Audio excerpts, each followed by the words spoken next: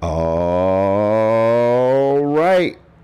It is Project Storm and the boy MM2K, and we're back with episode 30 of the Whoop. SML Podcast. Absolutely. I said episode 30 of the SML Podcast, y'all. Wow. Wow. Hey, MM2K, I want to say something real quick, bro. Yes, sir. What the hell is wrong with us today that we jumped the gun, man? It's not even I 11 don't know, o'clock and man. we already live, man. What's going on here? I think we were so energized over today's episode because we got so much great stuff. Like I said, I got the bumper running on the Stadia Doses channel. Like I always tell people, if you're gonna you don't want to skip any episodes, but if you're going to skip an episode, you definitely don't want to skip it when it's on Storm. Storm's structure is so good, so many great topics, so many things that just ain't being discussed elsewhere in regards to Stadia. My brother puts in his homework, so y'all gotta be here when my brother hits that go button. You know what I'm saying? And because we're gonna have a hell of a show today, and I think we were just too excited to wait till 11, man. We couldn't do it. I couldn't do it, and as you see who's first. Oh, first FURST. G Millie's in the building. FU2 G Millie. No, you know what I'm saying? G Millie's in the building. So, we're not going to hold you up, G Millie. And for everybody else that's right behind you, Ray Sherrod, I see him out there, y'all. Yes. What's going on, Ray? It's a good Saturday morning, man. My neighbor was cutting the grass, had me worried a little bit that you were going to be hearing the lawnmower during the whole show, but he got done quick, so I appreciate that. But we're going to go ahead and kick this thing off, man. And before we can even begin, I see 6 likes on the damn stream already, man. Woo, there we go. Yo, now that's love right there. And MM, that's why we try to do the whole showing love thing back too. We do giveaways, MM. We promote others' content. And we don't do that for the fame and recognition. We do it because it's simple to do and it's the right thing to do if we're trying to show people what community is all about, for example, right? Exactly. Exactly. But I want to jump into this thought right here that I have in my head, man. And before I do, I definitely want to thank G Millie and Ray once again, for showing up early, man. Early bird special, y'all. You know how we do it. Now, some people, again, they're going to get caught off guard. They went to go to the refrigerator to get a drink or whatever, and they're getting ready to sit down, and they're realizing that we're live already. But y'all, we can't contain all this hot stuff that we had today. So look, MM, what are we? Can you tell us what at PNTS? What the heck is going on around here lately, man? Absolutely. Well, today, you got SML Podcast. That is the show that is hosted by Project Storm and myself. This show airs every 11 a.m.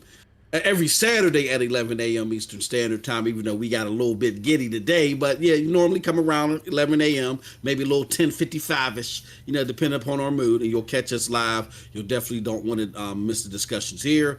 We take live phone calls during the show, and we take viewer mail. So this is a very, very interactive community show, as my good brother says.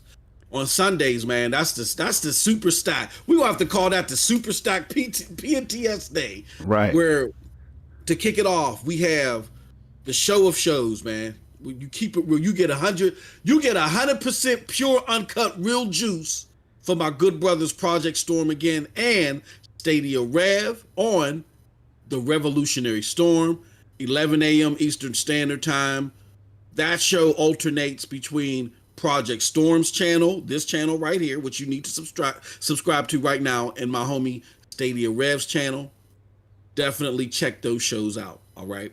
Then, on top of that, my brother's doing double duty. He goes over and does his damn thing at the Yang Meets Yang of Gaming podcast. That is the podcast where they talk about all gaming. That is hosted on Snow Bunny Gaming's channel, all right? That airs 2 p.m. Eastern Standard Time every Sunday on her channel. It's hosted by her, Project Storm, and a good brother, Rome Rush. Now, let me stop you. Let me stop you right there, though. Because, see, we've been on hiatus, y'all. We've been on hiatus, but I think that hiatus is about to finally end tomorrow. Unless something drastic happens. You know what I'm saying? Okay. We put the reasons why we went on hiatus out there, and it's nothing. Mm-hmm. Everybody's doing fine. Bunny is fine. I'm fine. Rome is fine. But hopefully we'll kick off tomorrow, and when we do, we'll have a whole lot to talk about. So I wanted to throw that in there real quick. So definitely but you know what? But Storm, if they do their homework assignments, if they are subscribed to this channel, or if they subscribe to Snow Bunny's channel like they should be, y'all get all the updates. Because if y'all subscribe to Storm's channel the way y'all should be, my brother shouts out all the shows when he's doing his streams. So y'all will be in the know. So definitely be in the know, man. Subscribe to these channels.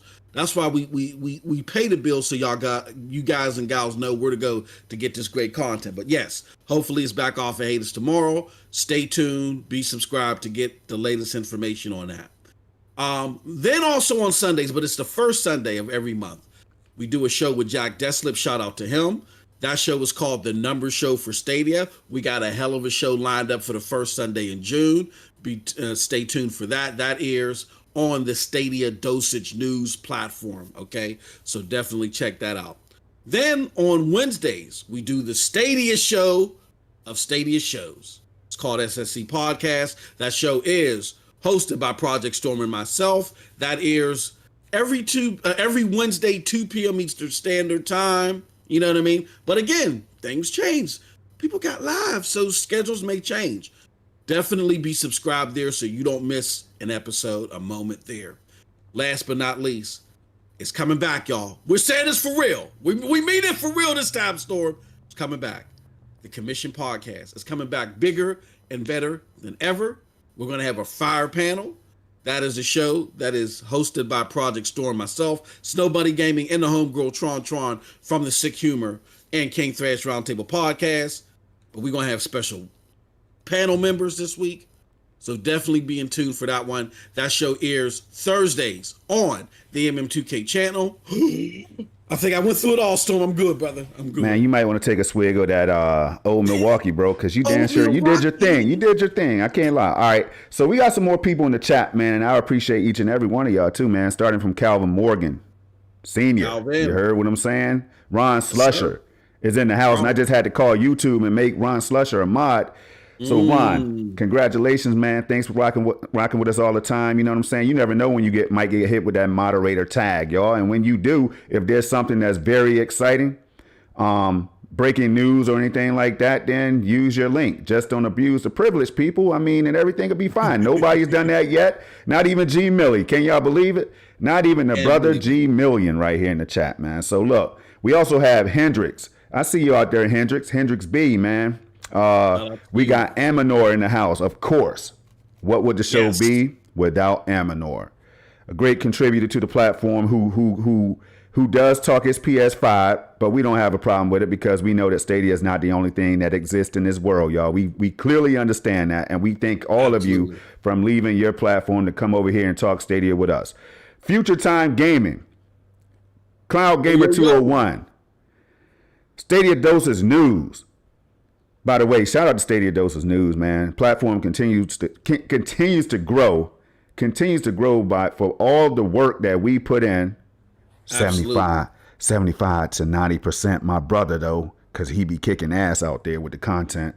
But yo, I really have to big up Stadia Doses News, man. That's a platform that again, MM2K humbly opened the platform to others, and you know he still continues to do his thing, man. I got to put it out there, bro, because I see the work you're putting in, man. I appreciate it. I know I'm on there, being happy to be a part of it. Yo, it has to be said so people know what Stadia Doses News is all about, man. All right, we got Charles Oren in the building. We got Choose Gaming, man. Y'all see who's in the house, man. From the West Coast, Choose Gaming is in here, always supporting everybody. That's what it's about. But y'all, we're gonna go ahead and kick this thing off right now, and I want to catch my bro off guard by asking him, MM2K. YBP, what games? I mean, God damn it. I just messed the acronym all up, man. What games have you been playing, bro? What games have you been playing? Because look, hey, I was expecting that to be like a nothing burger or whatever, but man, have you been playing any games this week, man? Yeah, man. I haven't recorded. I know I made a promise and I broke that promise, and I'm sorry, my friends. A lot of appointments. You know, I've been talking to you guys, been very transparent. We're looking for a house. Me and the missus were so close, and you know, just a lot of scheduling and stuff to go through, a lot of appointments that we had this week. So it made adding content difficult, but I've definitely been gaming. First and foremost, I've played. What did I play? Well, I played a little bit of Wildlands last night. Got some Ghost Recon Wildlands on there. I wanted to record it, but had to suddenly leave, so I couldn't do that. Y'all was there when I tried to play some Outriders natively on PC. That fell apart live on air. But what saved the day, Storm? What saved the day? What you think saved the day from the 3000 series PC? You know what I'm saying? When it botched itself. When it happened to me, I could tell you this right here. When it happened to me, I was trying to compare the Stadia version of Madden to the PC version using my 3080, my RTS 3080, and the CPU wasn't having it, man. It took a big hit on the CPU when I tried to play Madden natively at 4K and all that stuff, man. So I would assume it's Stadia, MM2K. It was look, I started off with Outriders. That mug went and it just was like no more natively. I said, man, let's pull out Old Faithful, and pulled out Division 2. And that thing was flowing, look crisp, look beautiful. Shout out to my brother Project Storm, who I'm a surprising with this one. I ain't trying to start no stuff. I'm just keeping it real. Man. My brother's out there putting out the high tech, high level experiments and stuff. I see some of y'all in the back with your face all crinkle cut like the Cat Patrol, man. Yeah. You know, look, it is what it is. I can't even get the recipe to the sauce. You know what I mean? It is what it is. My brother's got it. Don't be mad because you're not it. You know what I mean? But with that said, he doing the damn thing. He told me what to do natively with my graphics card to get Stadia so crisp. And I'm telling y'all, I'm not lying. Now it's very hard for me, unless it's one of the bad ports. It's very hard for me to distinguish the difference between a Stadia game and a game that I'm running natively on my PC per what my brothers told me. Y'all can call it cap all you want, but if you don't believe him, check out the channel. He covers all of his bases by putting the stuff out there in front of you. You know what I mean? So this is not cap. So definitely I was playing some Ghost Recon Wildlands. Like, wow, I'm surprised messing with some of the settings. I've been doing a lot of experimenting, but the game that really stuck out was Cyberpunk, Division, and for some reason, Storm, I have a newfound love for Madden. I've been playing Madden again ever since I got my ass curb stomped by Larry, the legendary gaming guy. I've been slowly but surely been playing Madden again. So that's been what I've been up to this week. So let me ask you, man. So I want to. First of all, let me clarify when I talk about this 8K 120 desktop setting. I always put extra emphasis on the desktop that's set to 8K, not Stadia, y'all, not Stadia. You know what I mean? But I want to say something because I made a Division 2 video. My first experiment was with Division 2, and that was at a choppy 24 to 30 frames per second. You know what I mean? But I did it, and I uploaded it, and I put it out there. Because I had fun doing it, right? And because you really can't find it anywhere else. Like, people are not even throwing anything 8K, not desktop, not, you know what I mean, whatever. But we've been talking about something that we'll get into later in this show, man. That's going to be a part of the secret sauce for when Stadia decides to hit that mark. If it's 2 years, if it's 5 years, if it's next year, if it's this year, who knows? But there's one secret thing that's going to make all this possible, y'all, for everybody that cares about that stuff. Now, what I do is I drop those videos. You can see because they're not full screen. And I got to shout out to Eddie, man. Eddie stopped by. He was like one of the first and only people on Twitter to come by and say, ask questions. And he was curious about the resolution and all that stuff. So I was like, look, I'm glad you asked the question because I was trying to figure out how to get full screen, y'all. But then I'm like, man, I can't get full screen. So what it made me want to do is go get me an 8K display already so I could be future proof or whatever. Y'all know how I do it, man. I take it to the extreme when it comes to my gaming. When it comes to my form of entertainment, which is playing these games every week, that I go all out for my gaming, y'all. So don't be surprised if I end up with an 8K display in this house real soon. You know what I mean? Don't be surprised because I want to see if it's going to fit that full screen my videos, man. And if it does, the 8K TV would be a permanent part of the family. If it doesn't, I'll return that bad boy and wait for the technology to become more enhanced or whatever, man. So that's all. But we're not talking about that, man. We got a whole show to do. Absolutely. Here's the deal, bro. Psych, hey yo, 8K looks so damn good, y'all. I'm running the games at 120 hertz, and it feels so good, y'all. Look. Think about this for a minute, Then I promise I'm done. You have a PC. You've tried Stadia. I don't know if you tried it at running, setting it at 120 hertz or whatever, but man, it smooths out the gameplay. I've been telling people this for a long time, right? Long time, and I'm trying to help people. Because some people have issues with Stadia at times when they get on or whatever. I'm like, look, man, try 120 hertz setting. It smooths out everything naturally. Just makes the mouse smoother when you're moving the mouse across the screen. Absolutely. So it contributes to gameplay if that happens. Exactly. And it feels like native 120 on my PC. So I've been having fun with it. So if you see some more of these 8K videos, y'all, click on them. Hit that like because it's all experimental. And then when the real deal comes, I'll be able to tell y'all, yo, this feels like what I was experimenting with or better. You know what I mean? That's all. Let me throw something in there. I know we don't want to go too far in the weeds with this, but I think it's worth noting because and I'm not trying to be a smart ass when I say this. I know this is going to come off wrong, like, because he's been doing this longer, he knows stuff and we're stupid. No, it's not about that. It's just that unfortunately, not unfortunately, it's just part of the thing is that by me being part of the general gaming populace. Yeah. Since the advent of Digital Foundry, we are used to understanding the difference between talking about, let's say, 4K. We know the difference between talking about resolution in general and output, and then talking native resolution. Right. You know what I mean? Like, if you don't see the word native, you know what I'm saying? We're not talking about the actual native pixelation and all that other stuff. We're talking about settings. Yeah. So that's if we all. say 4K, if you see 8K 120, we know that Stadia doesn't natively have 8K 120 settings. Come on, y'all. But what my brother is doing is he does a lot of experimenting on his channel, and what he's trying to show y'all is how y'all can get y'all output better.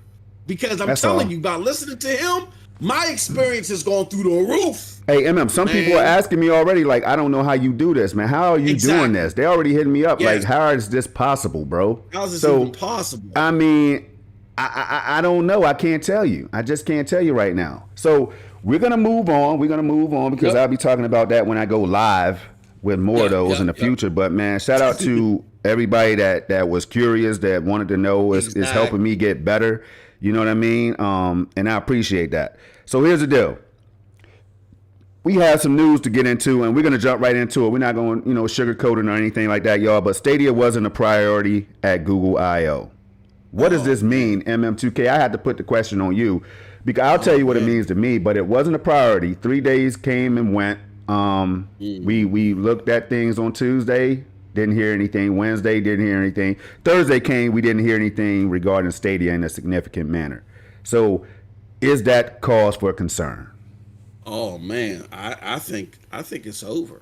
I think that Aminar is right because Aminar is in the boardroom. I got messed with Aminar. Aminar's in the boardroom, man. We're gonna have to shut it down, fold up the lawn chairs and go somewhere. No. It's like I said earlier from the get-go, and I get why there was the thought process of, hey, look, guys. Because it was, there was the bickering and stuff in the community about certain objective thoughts, and one of the responses was, "Hey, look, don't worry about this now. If you don't see stuff at GDC or I/O, that might cause area for concern, but in general, don't worry about it." As I said last week, Storm, I never prescribed to that. Here's why. If just by checking the fig leaves of how Stadia operates, they don't operate like how everybody else does. They don't operate like other gaming communities do. They don't feel like they got to be first out there. Bam, bam. They ain't got to do that. For one. For two, we saw the signs early of a rebuilding phase.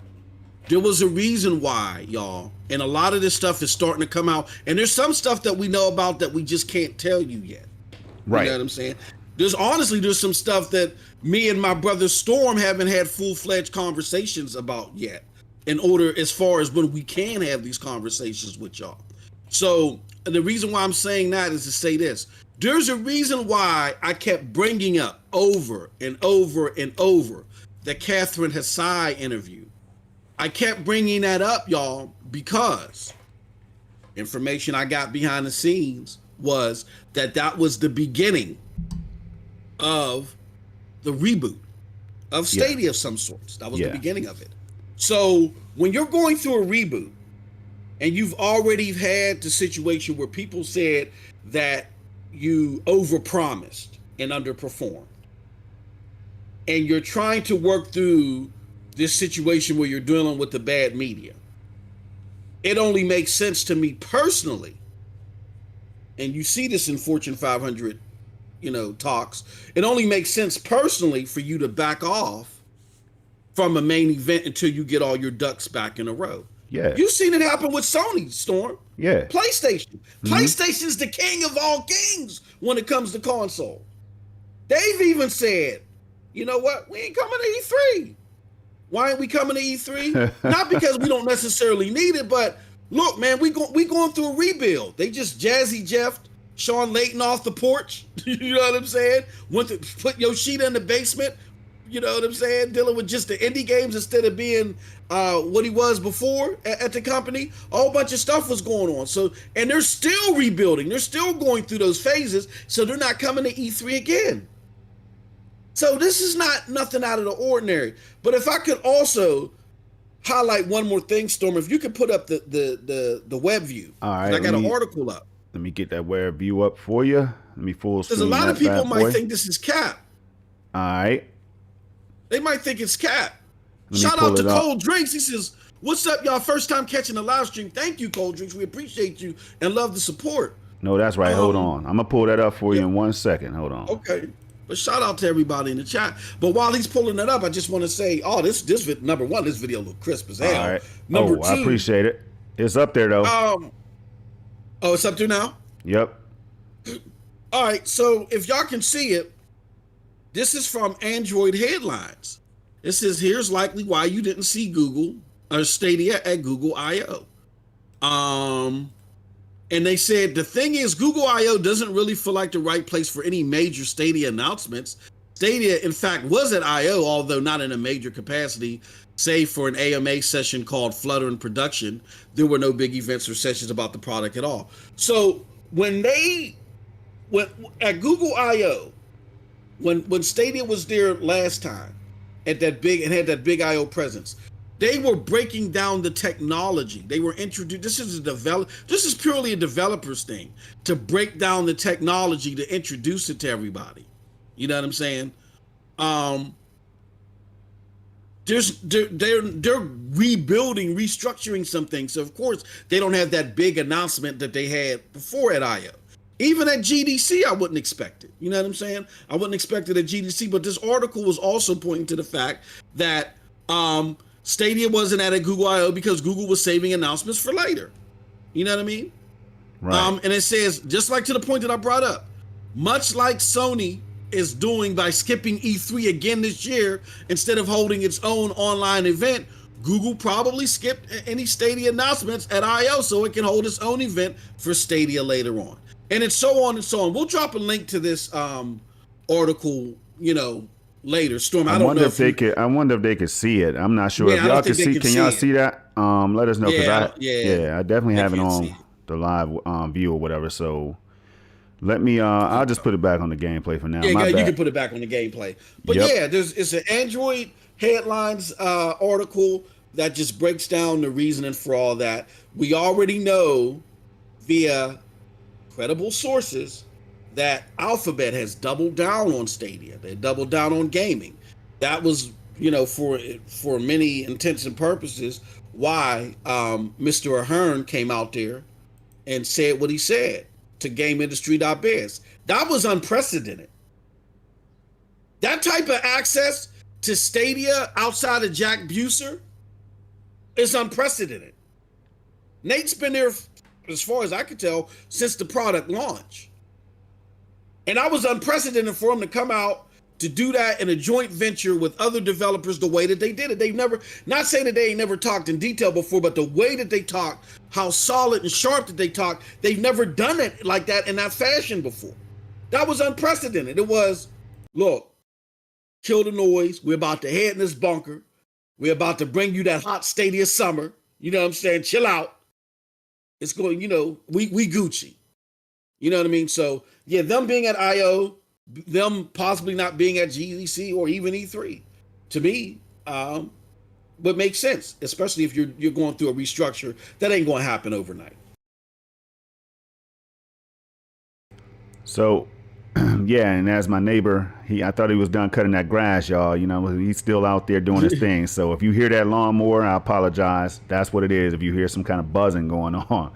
But I think you're good, brother. I mean, so my thoughts on the MM is that I don't necessarily think that it's a bad thing because, again, like you said, Stadia have told us that's how they move, that's how they operate. You know what I mean? They're not super flamboyant and flashy and all that stuff as other companies might be.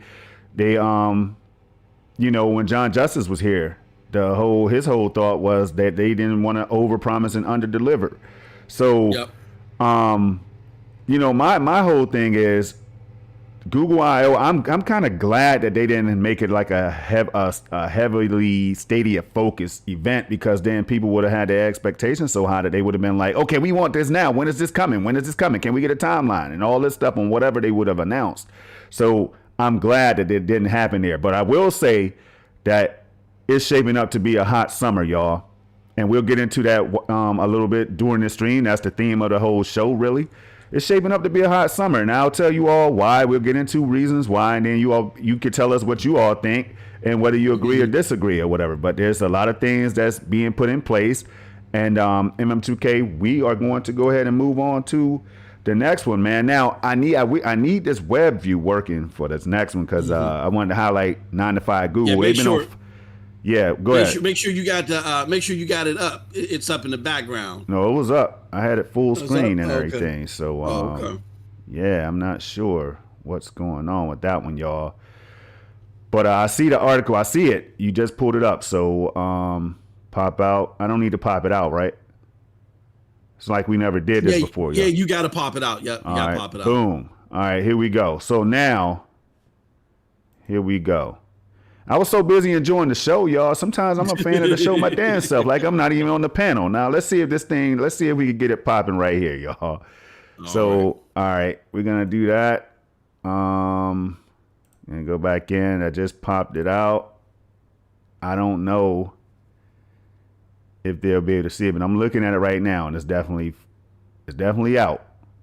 Okay, so I'll be able to see on YouTube if they can see it. All right, but we'll go ahead and start it. So basically, you all may not have heard or may have heard or whatever that Stadia is making its way to. It may debut at the upcoming NYC Google store. So this right here is big, and I really hope it shows, man, because there's a lot of interesting stuff in here. If not, we're just gonna have to wing it like we always do, y'all. When something goes wrong, you don't stop the show. You just do your thing. There it is. So it's showing. Is it the resolution right? Yep, everything's right. All right, cool. So there it is. So right here, if you can scroll down a little bit, basically, y'all, it's saying here that Google's upcoming retail store in New York City may mark the first time Stadia and its hardware are sold in an in-person store. Now, I know right there, some people are like, wait a minute, wasn't it sold at Best Buy? Then could you go online and order? Yeah, but that was online. The difference is this is an actual walk-in retail store that's going to be opening, and it's going to, basically, and it says, so let me just read it for you. So one of the benefits of Stadia is that you don't need to buy anything to try it out. As the Stadia controller is fully optional and the service offers fully free to play games. That said, the Stadia controller, also available in the Stadia Premier Edition bundle with the Chromecast Ultra, offers reduced latency and a genuinely great video game controller. All right. However, since the service's launch in November 2019, there's been no way to purchase a Stadia controller or Premier Edition from a retail store. The closest we've gotten is Best Buy offering the Stadia Premier Edition, but only through its web store, as I was saying, right? So this morning, Google announced its plans to open an in-person retail Google store in New York City as an extension of its Chelsea campus.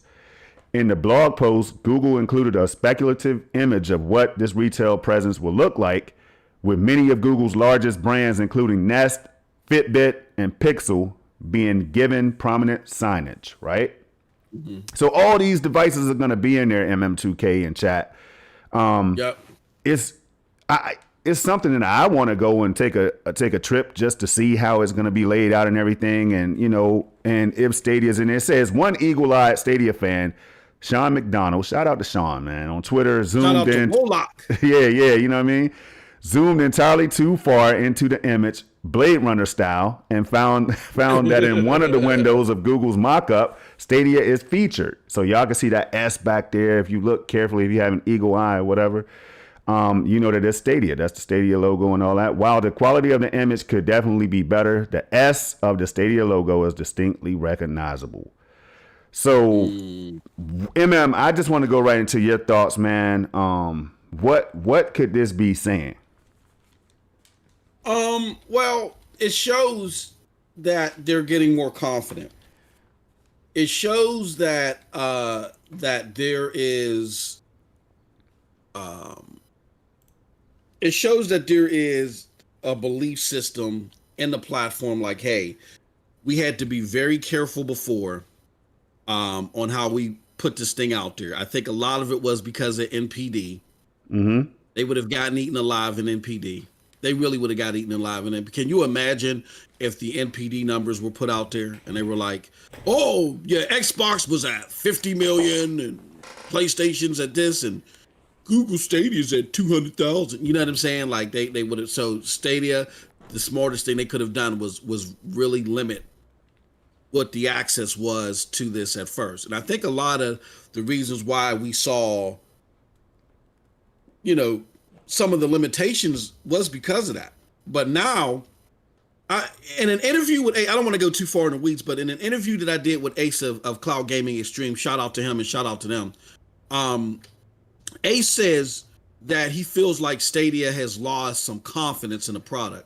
Now, that's his opinion, and he's fair to have it. And I think, and to be honest with you, I think he gives a lot of.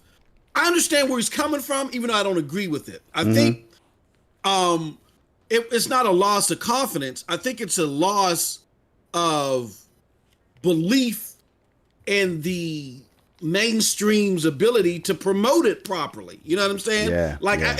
If like Storm, you know your videos is crispy and clean. You know you got the top-notch videos. But if I'm out here, if MM2K and via Stadia, Dosage, and Broadband Bullies, we all out here, PNTS Network, we done kicked Storm in the back and said, oh, man. Said 1080p is still where it's at. You know what I mean? Exactly. What you doing talking this 4K, this 8K, man? 1080p, 720 is where it's at.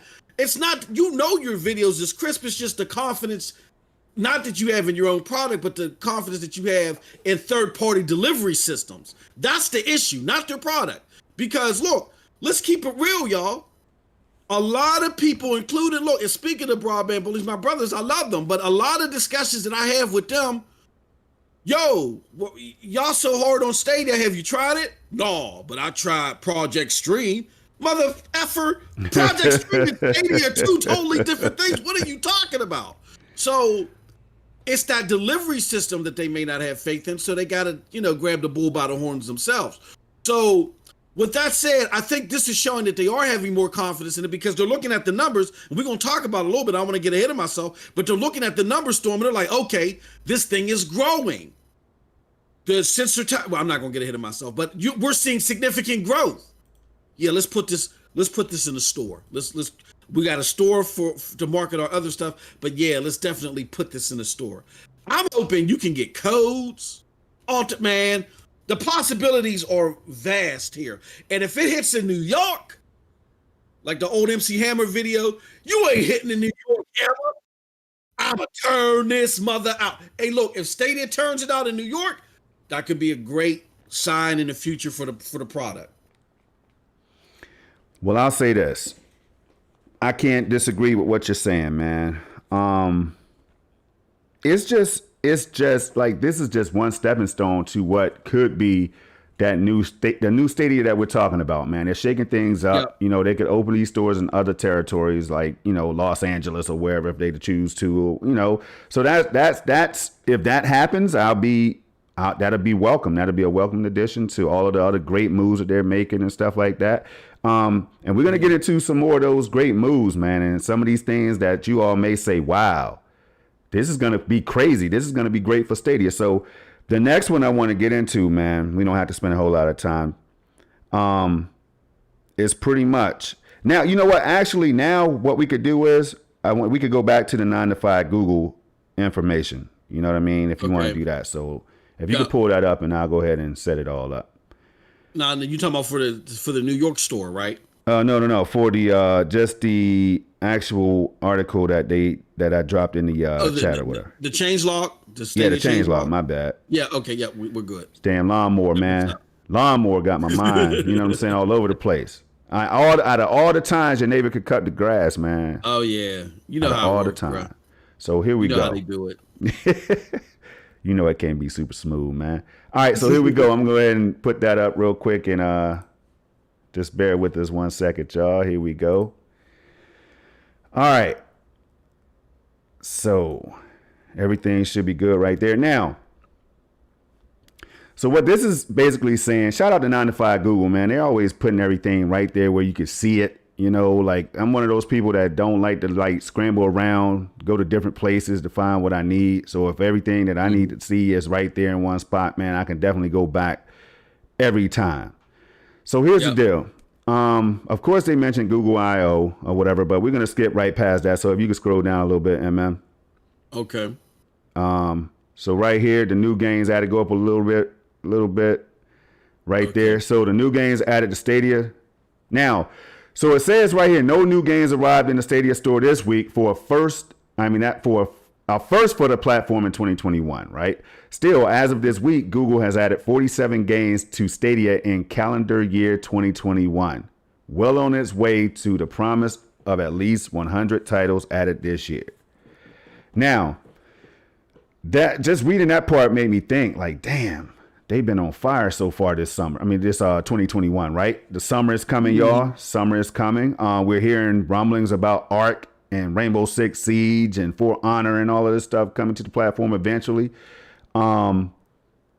It just made me, I just did a lot of thinking. But then you look at the number 47, not Agent 47, y'all, from Hitman, but 47 games to Stadia in the calendar year 2021, right? Wow. Already 47 games. Already. Now, the problem I have with this is that some people are like, yeah, but how many of those 47 games are like indie games, filler games and stuff, right? So we're going to go down a little bit more, right? And it says well on its way to the promise of at least 100 titles this year. So I couldn't wait to share this moment right here with you, man, so I could see what you had to say. So Moonlighter, right? I went and did a little bit of research on these games, y'all. And here at SML, you've heard us on SSC, SML, and other places, right? We've talked about the importance of having games that the families can enjoy and all this stuff. So I think this will fit right in line with that. So Moonlighter's an indie RPG, right? It's already sold over 1 million copies. They hit over 1 million in June 2020 based on the research that I saw, the numbers that I saw, and the articles that I read, right?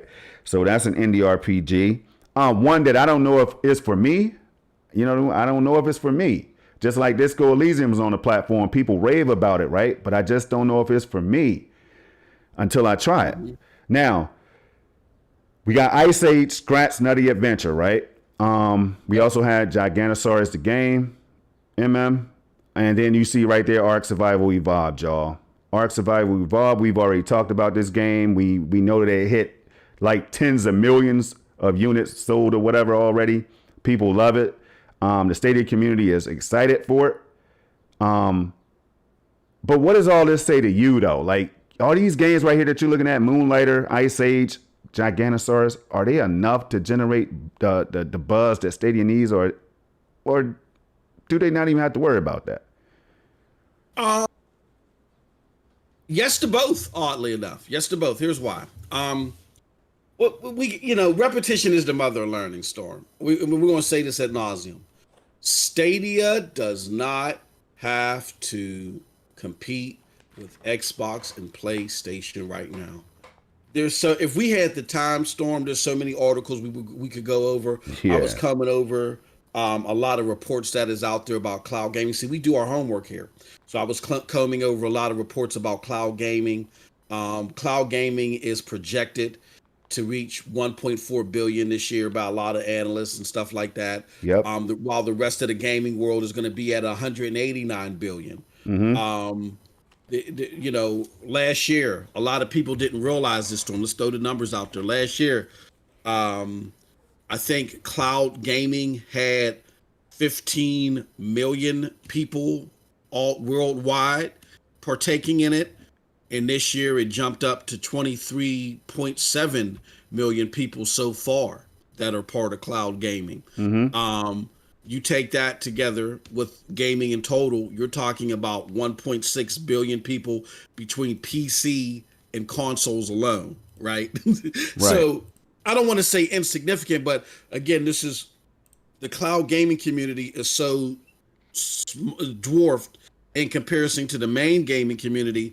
And the cloud platform's number uno job is maintaining interest, which again, we're going to talk about numbers to show that Stadia is doing that, doing a lot of it. They're outpacing the general cloud gaming numbers. You know what I'm saying?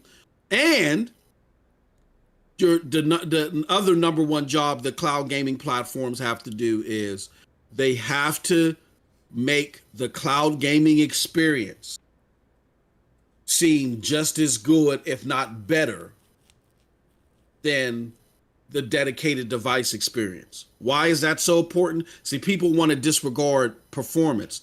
You can't do that. Performance is so important because if I'm any type of gamer, just because I can game in the cloud, that's not going to garner enough interest. I got to be able to game this new way and I don't feel like I'm losing anything. You understand what I'm saying? Or I'm losing anything significant. People will be willing to let alone physical discs and stuff like that if when they play in the cloud, they're like, I ain't got no downloads. I ain't got to worry about patches. And man, I don't see the difference between this and my PC. That's what cloud gaming has to get to in order for it to be a major component. And it's growing towards that, but it's got some time. So that's why I said, Storm, the answer is yes to both. Those games are doing it because, like you said, those are highly rated games.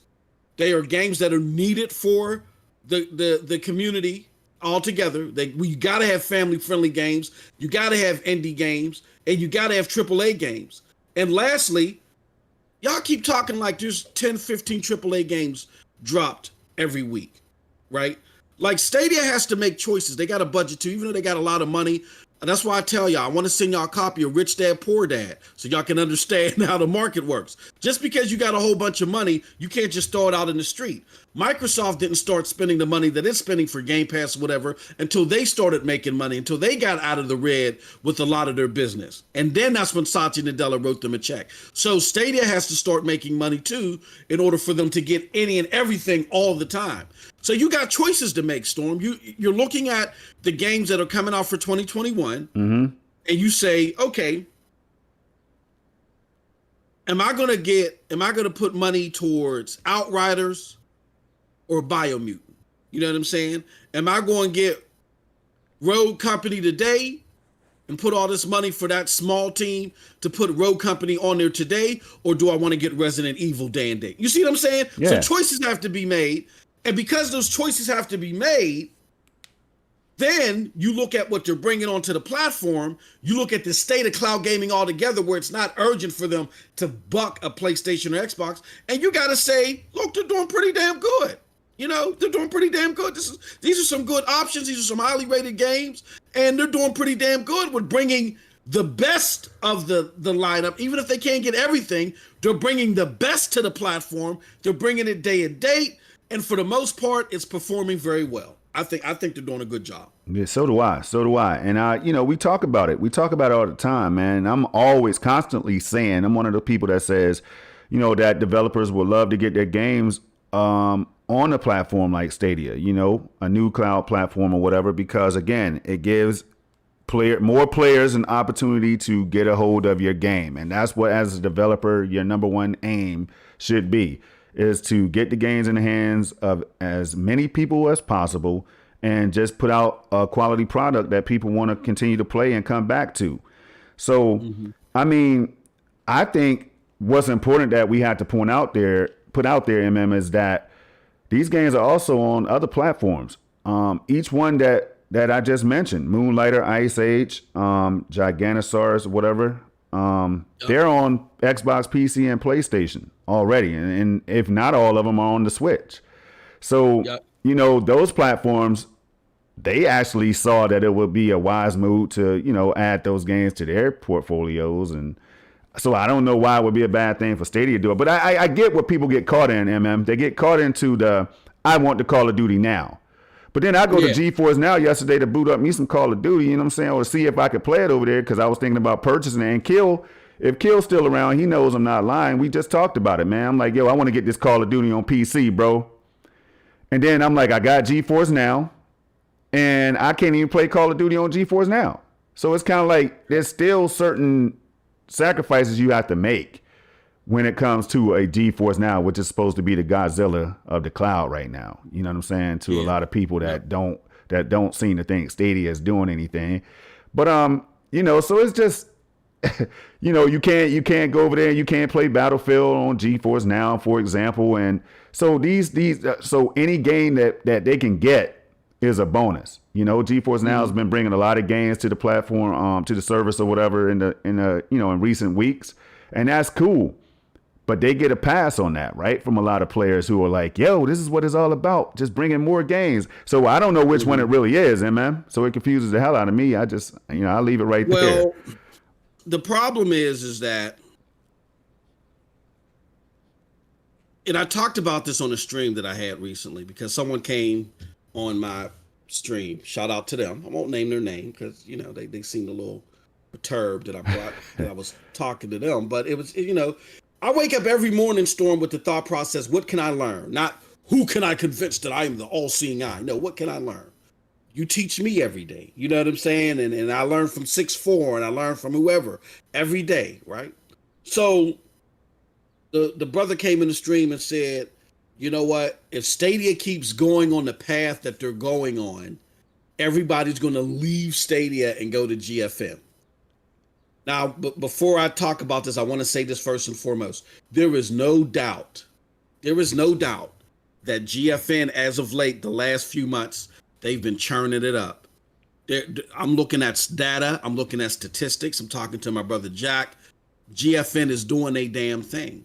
But when you look at all the data, coherently, it looks like they're doing their damn thing in conjunction with people impressed with Stadia, liking Stadia, and using Stadia as a quote-unquote gateway drug to these other platforms. Well, I like Stadia, and I hear that Biomutant is coming on GFN. Let me try out GFN and see if I enjoy it. Some people are saying yes. Other people, like my brother Dark that went out and bought an NVIDIA Shield to get the upscale 4K, is like, hell no, we can't go. It all depends. But the data doesn't show that these people are shedding Stadia for GFN. GFN is complimentary to their Stadia experience. Why? Because it's so damn cheap. You can enjoy Stadia really just for the price of the game, and then sign up for GFN for $10 a month, in addition to the price of the game, and be happy, and go a lot cheaper than what you would get via a GameFly or something like that, or other rental service, right? Yeah. So I wanted to say that to say this though. But nothing in the data suggests that this growth of GFN is contributing to a shedding of Stadia. As a matter of fact, Stadia is growing too. Stadia is growing in very good rates.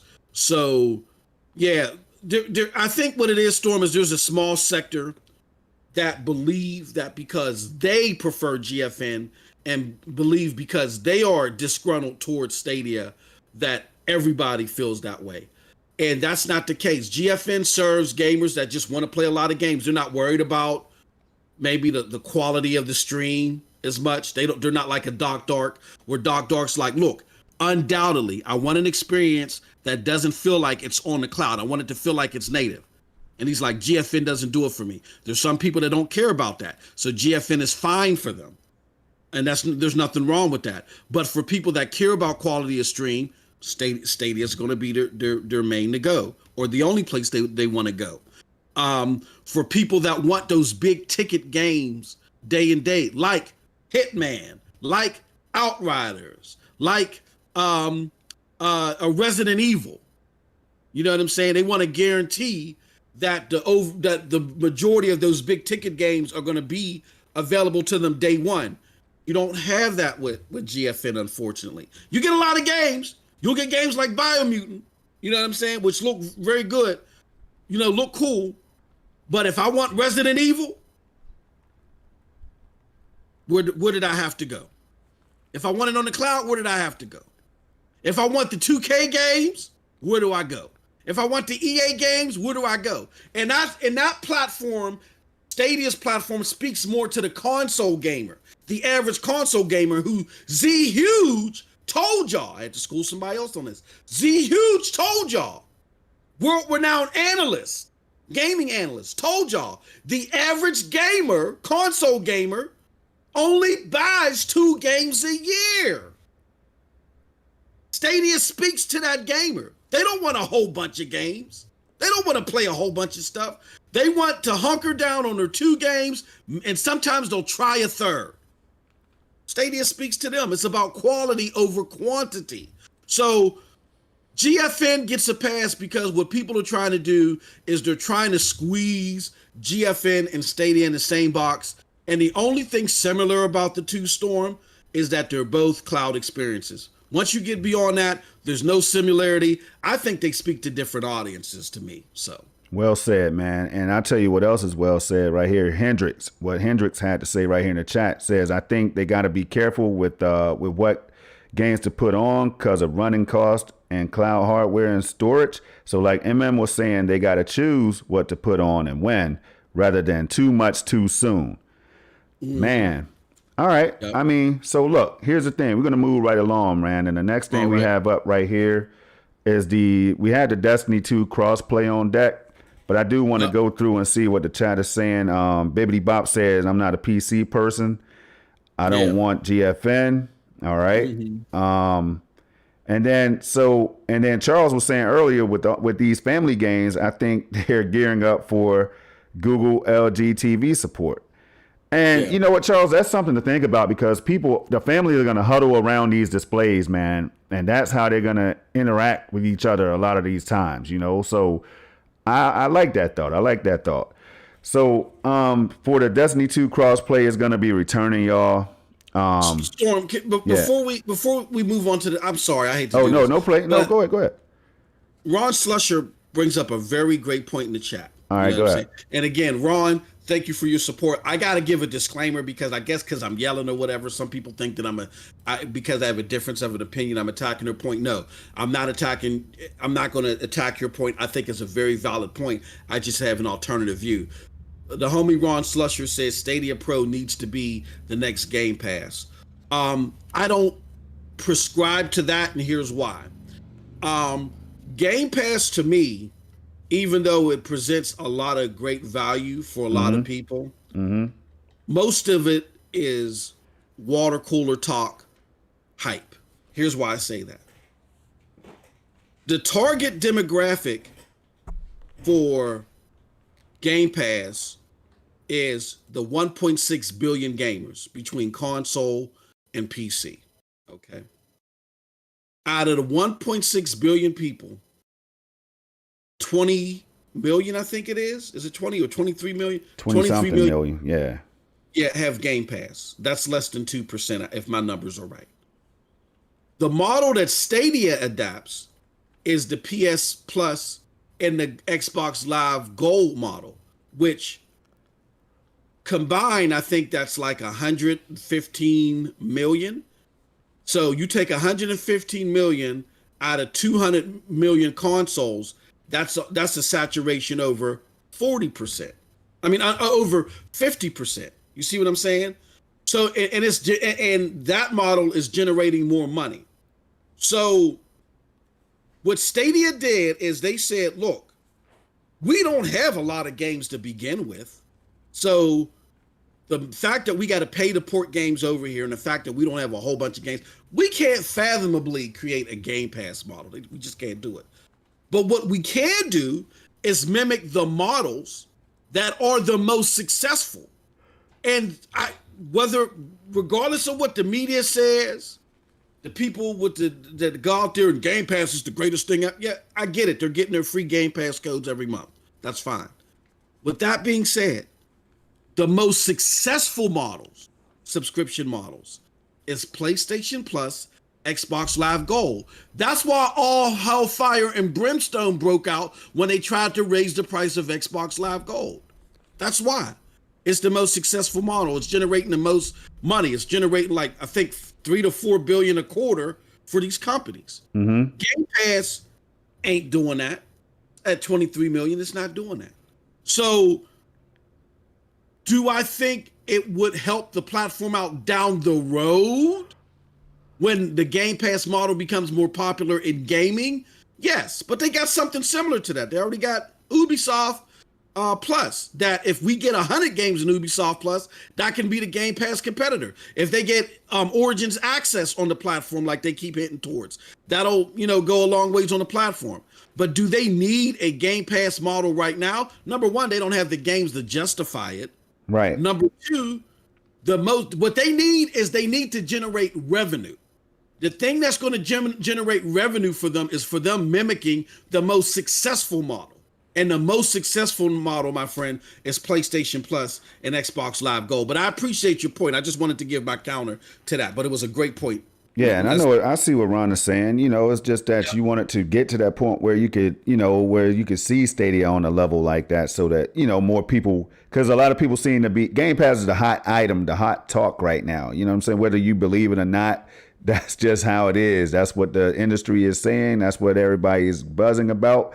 So I see what the thinking is or whatever. But you are absolutely right, MM2K, when you say they're just not there and maybe they don't want to go that direction. Because to me, Game Pass is dope. I have praised Game Pass and the effort, the subscription model and stuff. I'm a fan of the subscription model. But what I'm saying is, I think that Game Pass is heavily trying to.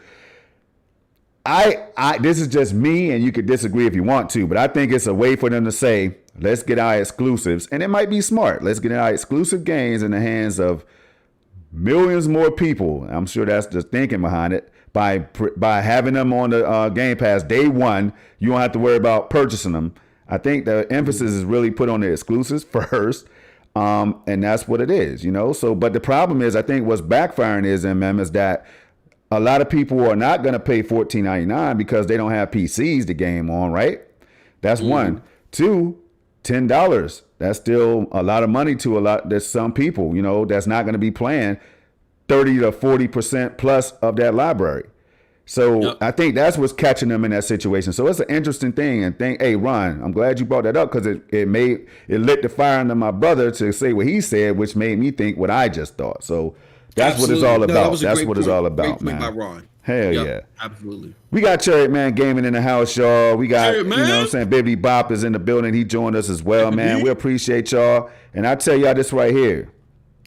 We're going to get into it right now. See, y'all thought that was the show. What's up with this title? Can I ask you a question? Well, go ahead. You can ask me, man. Ask me anything you want to ask before we move on. Because I'm amazed. I'm serious. This is no cap, brother. I'm amazed. Wrong Yeezy in the house. I'm amazed. Yeezy.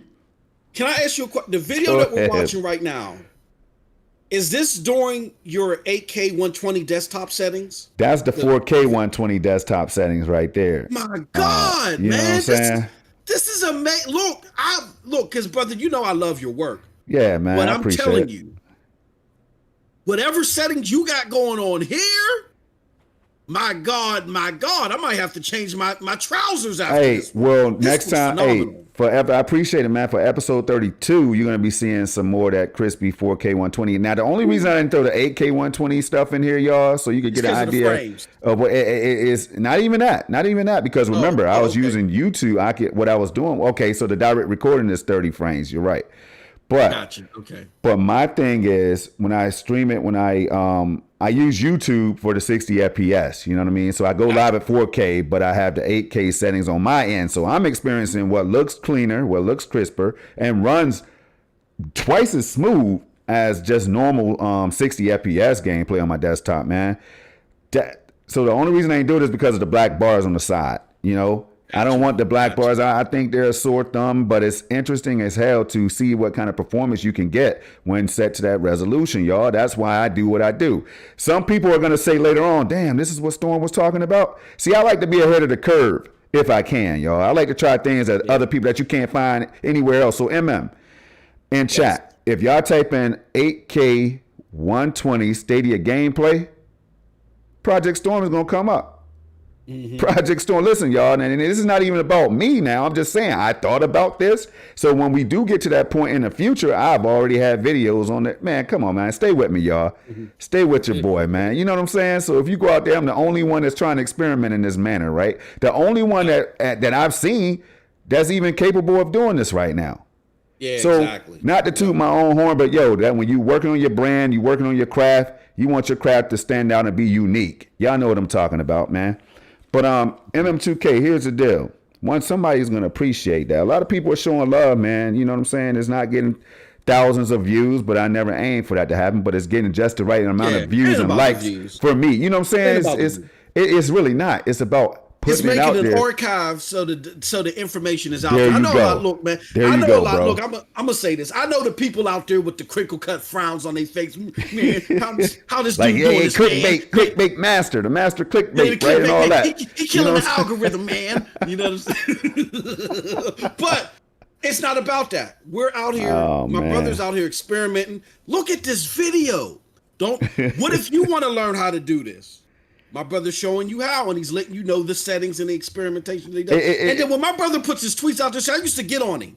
But see, that's why I said every time I say something, it ain't always right. Storm will challenge you. If it don't sound good to him, he gonna shake down every leaf on the tree. I used to get on my brother. Hey, Storm, man, when you put your tweets out there, you know, you ain't got to put all that out there. And there's a reason why he does that for situations like this. He explains it. Look, I changed my settings to 8K 120. He broke it down to y'all. So ain't no confusion. Ain't nobody gonna sit there and be confused. I say I feel sorry for those who think that I mean that 8K 120 is native on Stadia right now, that they've upgraded. I'm sorry if you all feel that way. Ain't but nobody man, gonna upgrade. Come on, man. Hey, come on, man. Storm, who you know is going to see a title and say, okay, I'm getting Stadia because it can do 8K. No, they're going to look at the video. And if they look at the video, they're going to like what they see and upgrade based off of that, or say, you know what, okay, now I get what he's saying. He's saying that he upgraded the Stadia desktop settings and all that. There you go. Stuff. And I show it in the video. Hey, here's the funny part.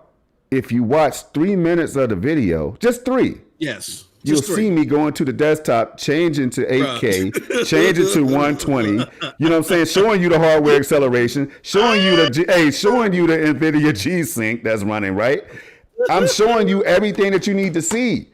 But I'm glad you allow me to talk about this, man. Like, cause bro, I'm telling you right now, man, it is hilarious, and it makes me think that, yo, man, I'm like, what you hating for, bro? You hating because I'm out here and I'm able to do this? Because I guarantee you, and I ask people to do this. That's why I'm always like, yo, try this out, man. Mm-hmm. You try it on your PC. Tell me if you can get 8K on there, first of all, right? Mm-hmm. In any form or fashion, and then let me see you get above 20 frames per second or 30 frames per second while you're playing the game. I'm getting 60 FPS that feels like 120 FPS that's set at 8K, which means it's going to be crispy because it's set at 8K, which is why you see the black lines on the sides or whatever, because my TV is not an 8K display, it's a 4K display. So Yo, I'm on a whole nother level. I told y'all, this is what I do. This is a Project Storm. Everybody got their own thing. This is what I do. So I appreciate y'all who came through, watched it, put that like on there, you know what I'm saying, and all that. Absolutely. Keep on doing so, because I'm going to keep on dropping them until y'all stop watching them. That's all. And then when you start watching them, I'm still going to drop them because I want them to see them up there. You know what I mean? I want to see them up there. Hendrick Butaz, I'm sorry. I just said Hendrick B, man, because I don't want to mess it up.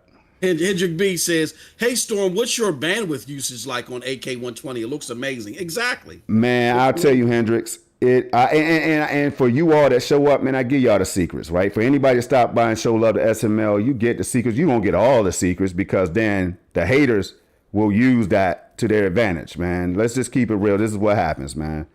But my bandwidth, I normally, when I run those videos, like my 4K 120 videos, when I use Shadow Play, Hendrix, I have that set to the max 130 bit rate. So I have a gigabit up and down, right? That's my internet speeds. I have a Verizon gigabit up and down, upload, download, both 1,000 megabits per second, or, up to a gig or whatever. So, I do that, man. And then my bit rate that I record at is anywhere between 51 that YouTube recommends, 51 megabits per second, up to 100 megabits per second. So that's 51,000 and something kilobits per second. It's crazy, y'all. It's crazy. And to be able to do this on my same PC, and man, we need to talk about this real quick, y'all.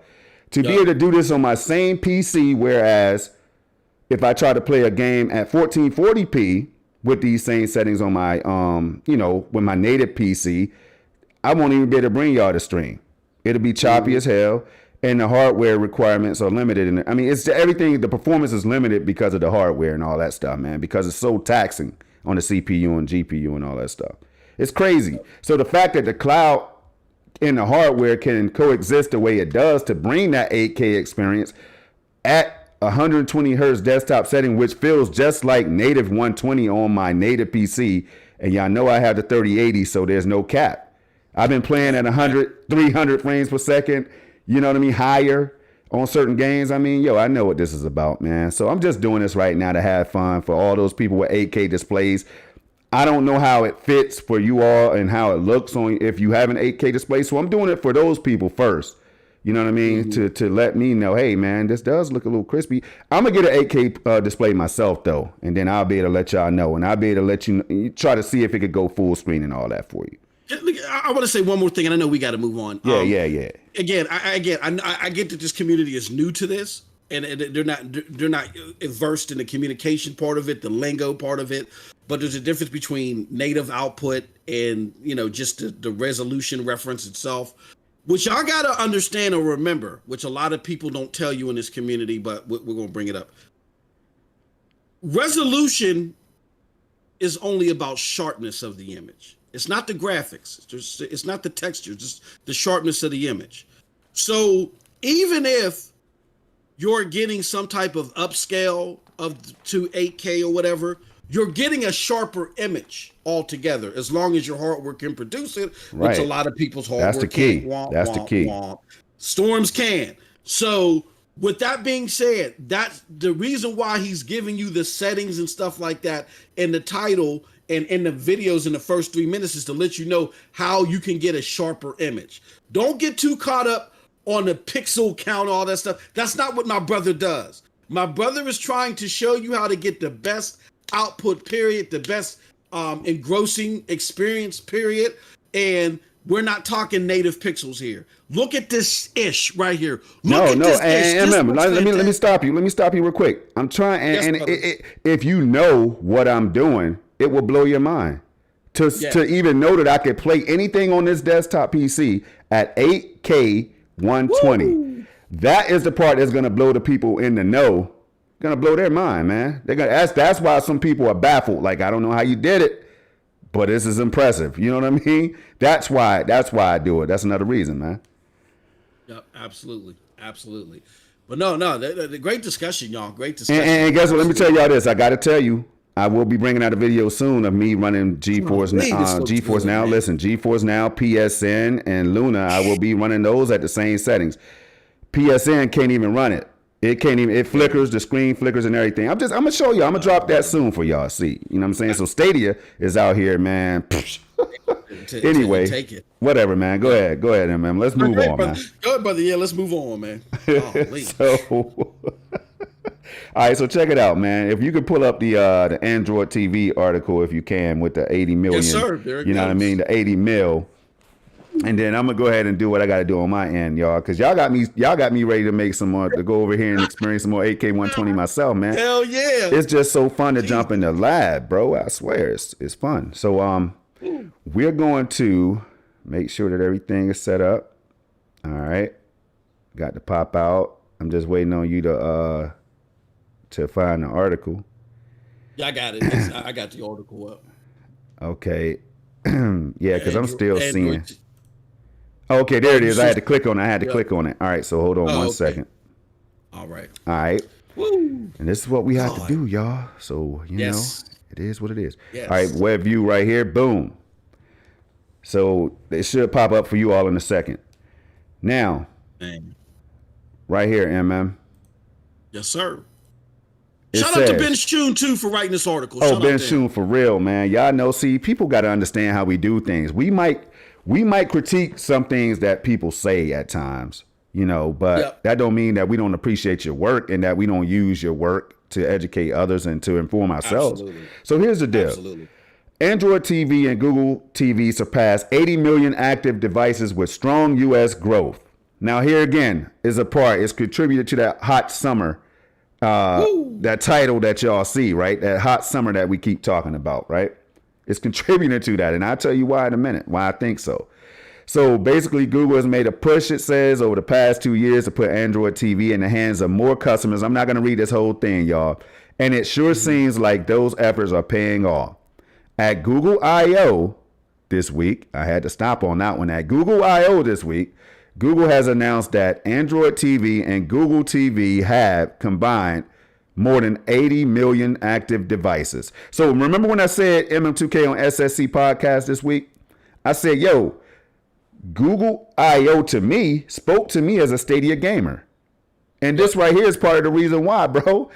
Imagine this in your mind, man. Close your eyes if you want to. You know what I'm saying? Imagine this. Android TV and Google TV, more than 80 million active devices. Wow. Activated and all, y'all. People are using these devices, right? 80 million active devices or whatever, right? Now, this right here is crazy. All right, even if it's not that many, even if I'm wrong right there, even if it's not that many active devices, right? If that's not what it means. 80 million. And then we know that Stadia is coming to Google TV, MM2K, and I'm going to let you take over because you know me, I get super hyped. And I'm not trying to get super hyped today, man. I want to chill and I want to play some games after this show. And I want to have a great Saturday. But more than 80 million active devices, man. Active devices. I can't even talk. Y'all know when I get hype, I stutter and everything. I can't talk. Yep. This is what it does to me. Google TV got pushed back. MM2K in chat. Y'all stay with your boy, man. Got pushed back. Oh, man. You saw Twitter on fire. What? Mm-hmm. What the hell, Google? You can't even get this right. Stadia is not. Well, this should have already happened. Stadia should already be in the Google TV. What are you doing? This is dumb. This is why I can't rock with you. This is why all your products go to the graveyard and everything that people were throwing out there. And what did I say and you say and Rev say? Well, I specifically said I'm not going to give you and Rev all the damn credit. I said, yo, they pushed Google TV from the beginning, and you know I'm not capping. From the beginning, I said, yo, they pushed Google TV back, MM2K, because it makes sense for them to push it back so they could get the AV1 codec and all of the hardware, bro. Yep. Like, they need to get the AV1 codec in all of these devices. That's going to be releasing around the time frame. I know some people got their hand on the Google TVs already, and you can let me know if the AV1 codec is in yours. I don't know, because I don't own one yet, but I will. So then there's another article. I don't know if it says it in this article. Y'all check this out. Go to 9to5 Google. I told y'all they have everything in place, y'all. But I'm telling you right now, there's something else that I read, and we might have that on deck too. But I read something, and it is another article, that we could pull up that basically says why this is the case, like why they push these devices back or whatever. They wanted to put the AV1 codec in as many of these devices going forward as possible. Okay. You know what I'm saying? There you go. Oh, I saw it. I saw you pull it up. Yeah, all right. There we go. Google pushing AV1 support. Now, Bibbidi Bop, if you're still here, this should make you smile, man, because Bibbidi Bop was on there with me, and we've been out there parading and just thinking about the possibilities and dreaming and everything. But we also basing stuff on facts, and this right here is a part of the facts. Google pushing AV1 support into Android TV 10, right? Upgrade path uncertain. Go down a little bit, bro. Okay. All right, this was 3 months ago, y'all. 3 months ago here, right? So right here it says in the second paragraph right here that we're looking at, according to a report by Android TV Guide, any TV, set-top box, or anything else looking to use the latest version of Google's smart platform will need to include an AV1 decoder built in at the chip level if launched after the 31st of March 2021 deadline. Mm-hmm. Now, to me, that's saying that there's a significant push for this AV1 codec to be implemented in all this hardware, MM2K. Now, why the hell would that be the code? Now, we know about LG displays. We know about the Sony displays, TCL, Samsung. I know Samsung's going to be using Tizen and all that stuff. They're not going to switch over to Google TV yet. But all this right here, these are ducks being lined up, man. Ducks being aligned so that this big summer that I think is about to kick off will be here. As soon as Google TV is live, y'all, we're going to see performance increases, possible performance increases because of this AV1 codec. Now, there's a reason I'm telling you all this, and I'm not going to share it with everybody. Knows what I'm talking about. Exactly. He knows what I'm talking about while I'm over here laughing and everything, right? Hey, y'all, this is going to be huge. With all those devices that you just heard that are in people's homes already, this is about to be the takeover that we kept talking about. It's when Google gets ready to take over, they can do so. So I've been saying the whole time that I feel like they're playing nice with people. They're playing nice ball right now. They don't even want to just take the world by storm and hit that nuke button. They don't want to do that. They could, and they will over time, but they're getting everything lined up properly to do so. You see them rolling out in 8 new territories over in Europe. That already happened. You're going to hear more. They've already told us that they'll be coming to more territories and stuff like that. Now, imagine them coming to more territories and all this stuff, but they have more devices with this AV1 codec. And if you don't know what this codec is that we keep talking about, you got to do some research on it. It might blow your mind, man. Because Stadia told us that they were going to be capable of 8K 120 in the near future. In the future is what they kind of hinted at. In the future, 8K 120. Now, and I know you're desperately trying to get a turn to talk, but man, right here, just give me 30 more seconds, brother. Bro. You good? You good, man? If you go to YouTube, people, if your internet's fast enough, you can select certain videos. You could watch an 8K video right now. Stay with me. You could watch an 8K video at 60 FPS right now on YouTube, just using your LG TV or your whatever display, Samsung display, 2020 and 2021 displays, right? You could already watch videos at that resolution. Now, this is kind of going back to why I did the 8K 120 experiment, is because I'm already getting a glimpse of what the performance might be like by being able to set my desktop to 8K 120 in the first place. Now, not only is the codec going to be dope in that fashion that you can hit up to 8K 60, 8K 120 in the near future, and I say near future, not far out. It's already capable of AV1. All these devices with the AV1 codec it's already capable of hitting 8K 120. It's just a matter of whether, if the people want to, the manufacturers or whatever want to push that out, or if YouTube wants to upgrade or allow that to happen. Man, I don't even know, y'all. I'm just trying to put it out there in a way that y'all can understand what I'm trying to say right now. But MM2K, go ahead and chime in, man. Well,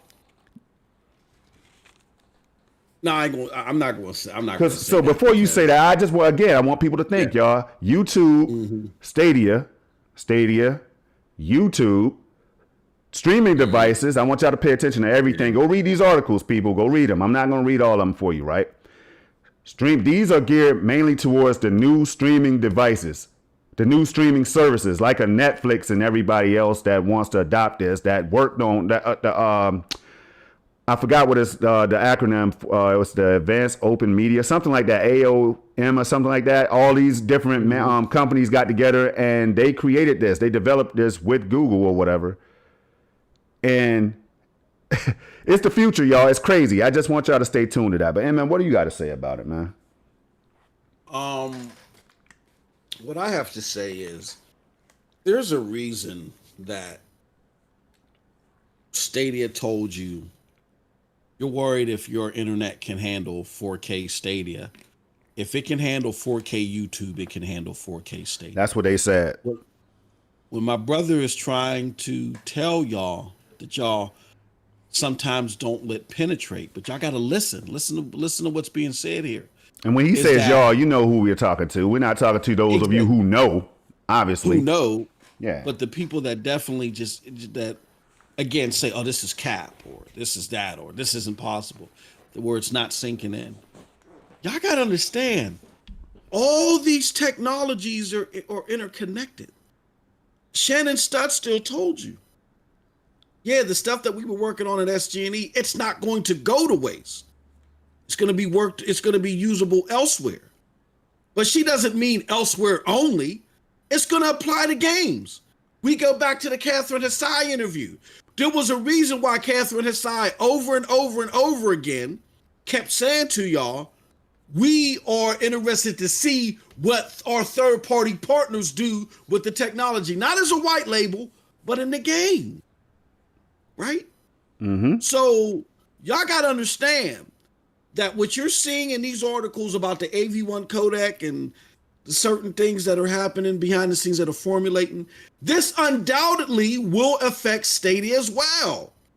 It'll affect the performance of Stadia, and that's why my brother is doing the experiments that he's doing. I want to talk directly about something that you pointed out, Storm, which is so spot on. And that's oh man, Stadia, Google, you don't know what you're doing. Why isn't Stadia launching? Why didn't you hold back Google TV to launch Stadia? Right. Can I explain something to y'all? Again, cloud gaming at the most has 23 million people in it. At the most, 23 million people. Yep.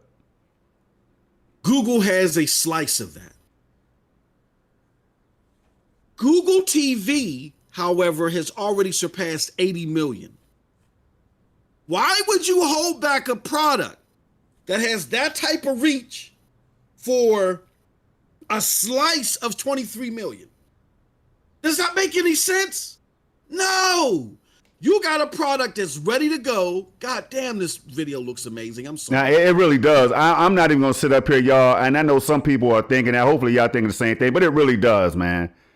It really does. I'm looking at it myself like, yo, and this is a 1080p. It's downscaled to 1080p just to put it on here. It's not even at 4K. The video's not even at 4K, not even y'all. at 4K.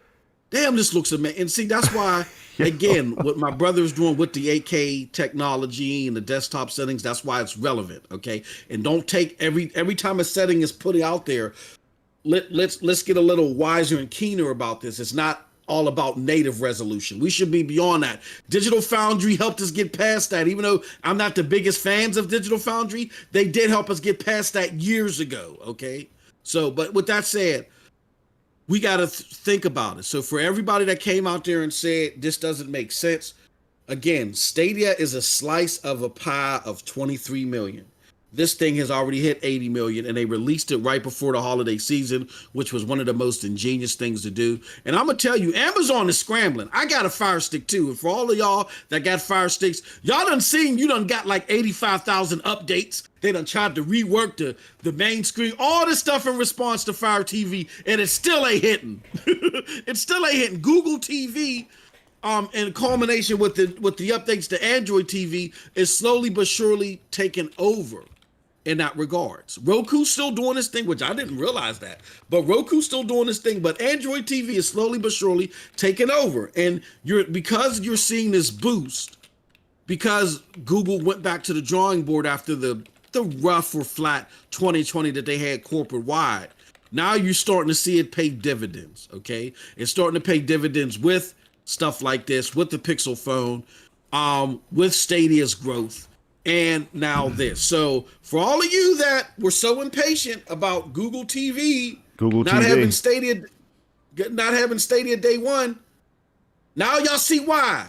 Again, always look at things from 5,000 feet and don't rush to judgment about things without looking at things in totality, because now that we're in the current day and time, it looks like all that hysteria was for nothing. Hey, I'm just going to be bold and say my bold prediction, y'all.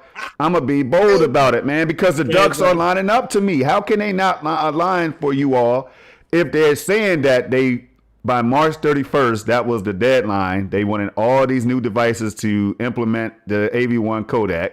Some people are mad, feeling like Google are forcing it on people and all this stuff, which is not the case. It's a free open software or whatever, right? It's free for people to use. And, you know, just like with Stadia, people are mad about that. I told y'all got to do the research. But my homie Bibbidi Bop, my bro, said, where is it right here? It's Bibbidi said, AV1, because it doesn't have an Ethernet, it says, I wonder if that will cut the data usage. In theory, it should, but a good margin, by a good margin, but maybe not. Yes, it will, Bibbidi Bop. They have said it. They have said that's what it. That along with VP9, MM2K, in combination with VP9, bro, I've seen between 30 and 60% data reduction or whatever. So, people, I'm doing something with this 8K 120 that's already showing me the future of Stadia, y'all. I'm not gonna sit up here and make this up. We could have talked the whole show. We could have done a whole show today on the AV1 codec and what it's gonna bring to Stadia in the future, right? And other platforms, because other platforms are gonna be able to use it. Nvidia was one of those partners, and all that. But my thinking is they don't have the same cloud streaming tech that Stadia has right now. Absolutely. So Stadia is still going to be at the forefront, like I've been saying the whole time, even on Scram Punks and when we were talking to other people and having conversations about native hardware versus cloud, mainly Stadia, right? Because me and MM2K are those Stadia dudes. We've been having these arguments and discussions so that you all don't really have to. You know, and just trying to inform and educate people of why this could. Imagine this. Let me shut the hell up, and I want y'all to imagine this here. Consoles are capable of 8K. Why would consoles come out and say that they're capable of 8K this generation? 8K this generation, y'all. Microsoft is one of these partners or whatever that there's a part of that whole team that developed this codec or whatever. All right. I want y'all to stay with me. I said this to you guys early in the year and last year. 8K is on the horizon and it's going to be here sooner than you think. It's going to be here sooner than you think because the technology has advanced to that point where they could bring it to you sooner than you ever thought you could experiment with it. But it's going to be easier, in my opinion, to use in the cloud because you don't have to worry about the Xbox Series S, for example, and the X, the One X, and all that stuff. That hardware is not a problem anymore. You got your data centers that you're worried about at this point, and you just update your stuff. You roll it out or whatever they do at their end to make it look good for y'all. You know what I'm saying? My thing is, I'm already experimenting with it. I'm already experimenting with the technology, y'all. You get what I'm saying, people? So,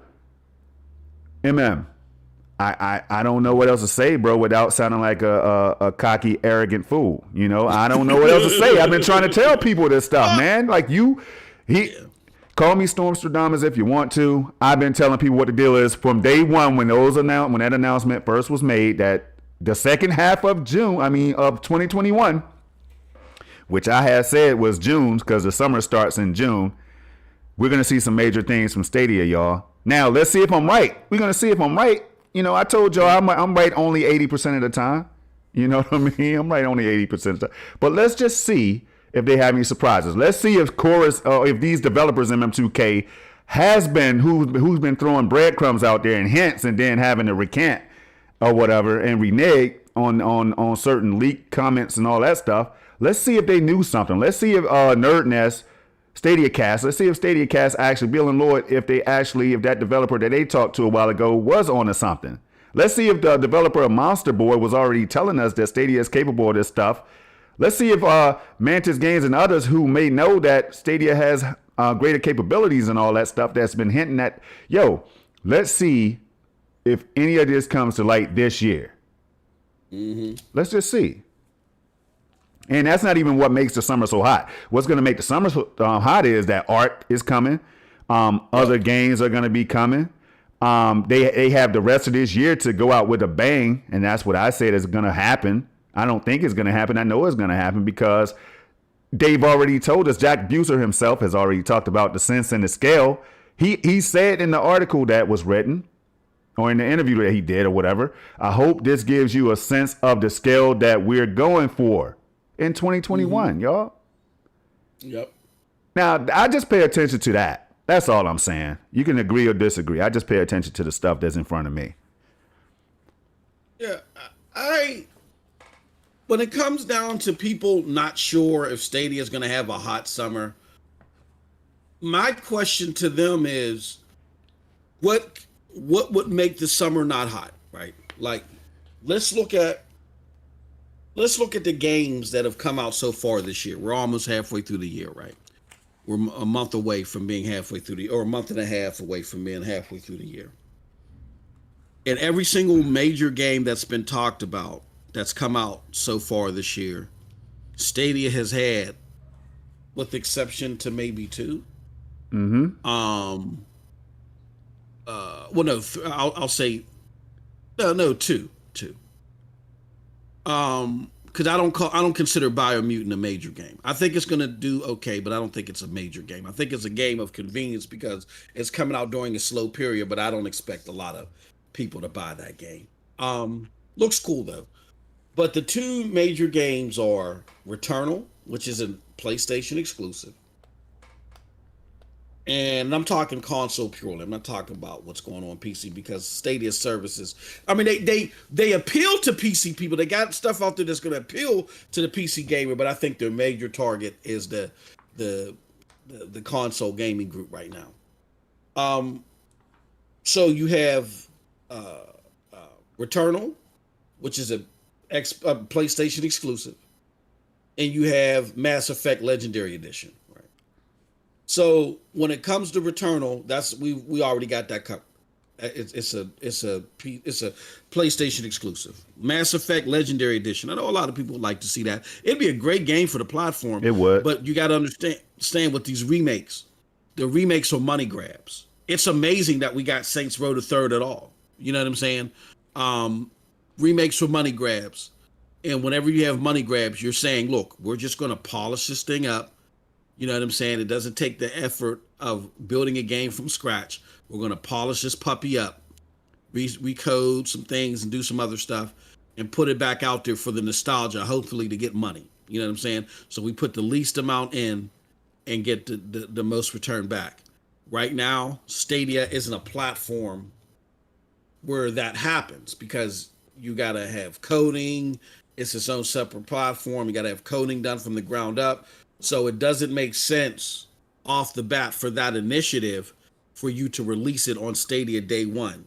It makes sense what happened with Saints Row the Third for you to release it after the fact, after you made your money. And you're like, okay, now we focused on the major platforms where we're going to get our money.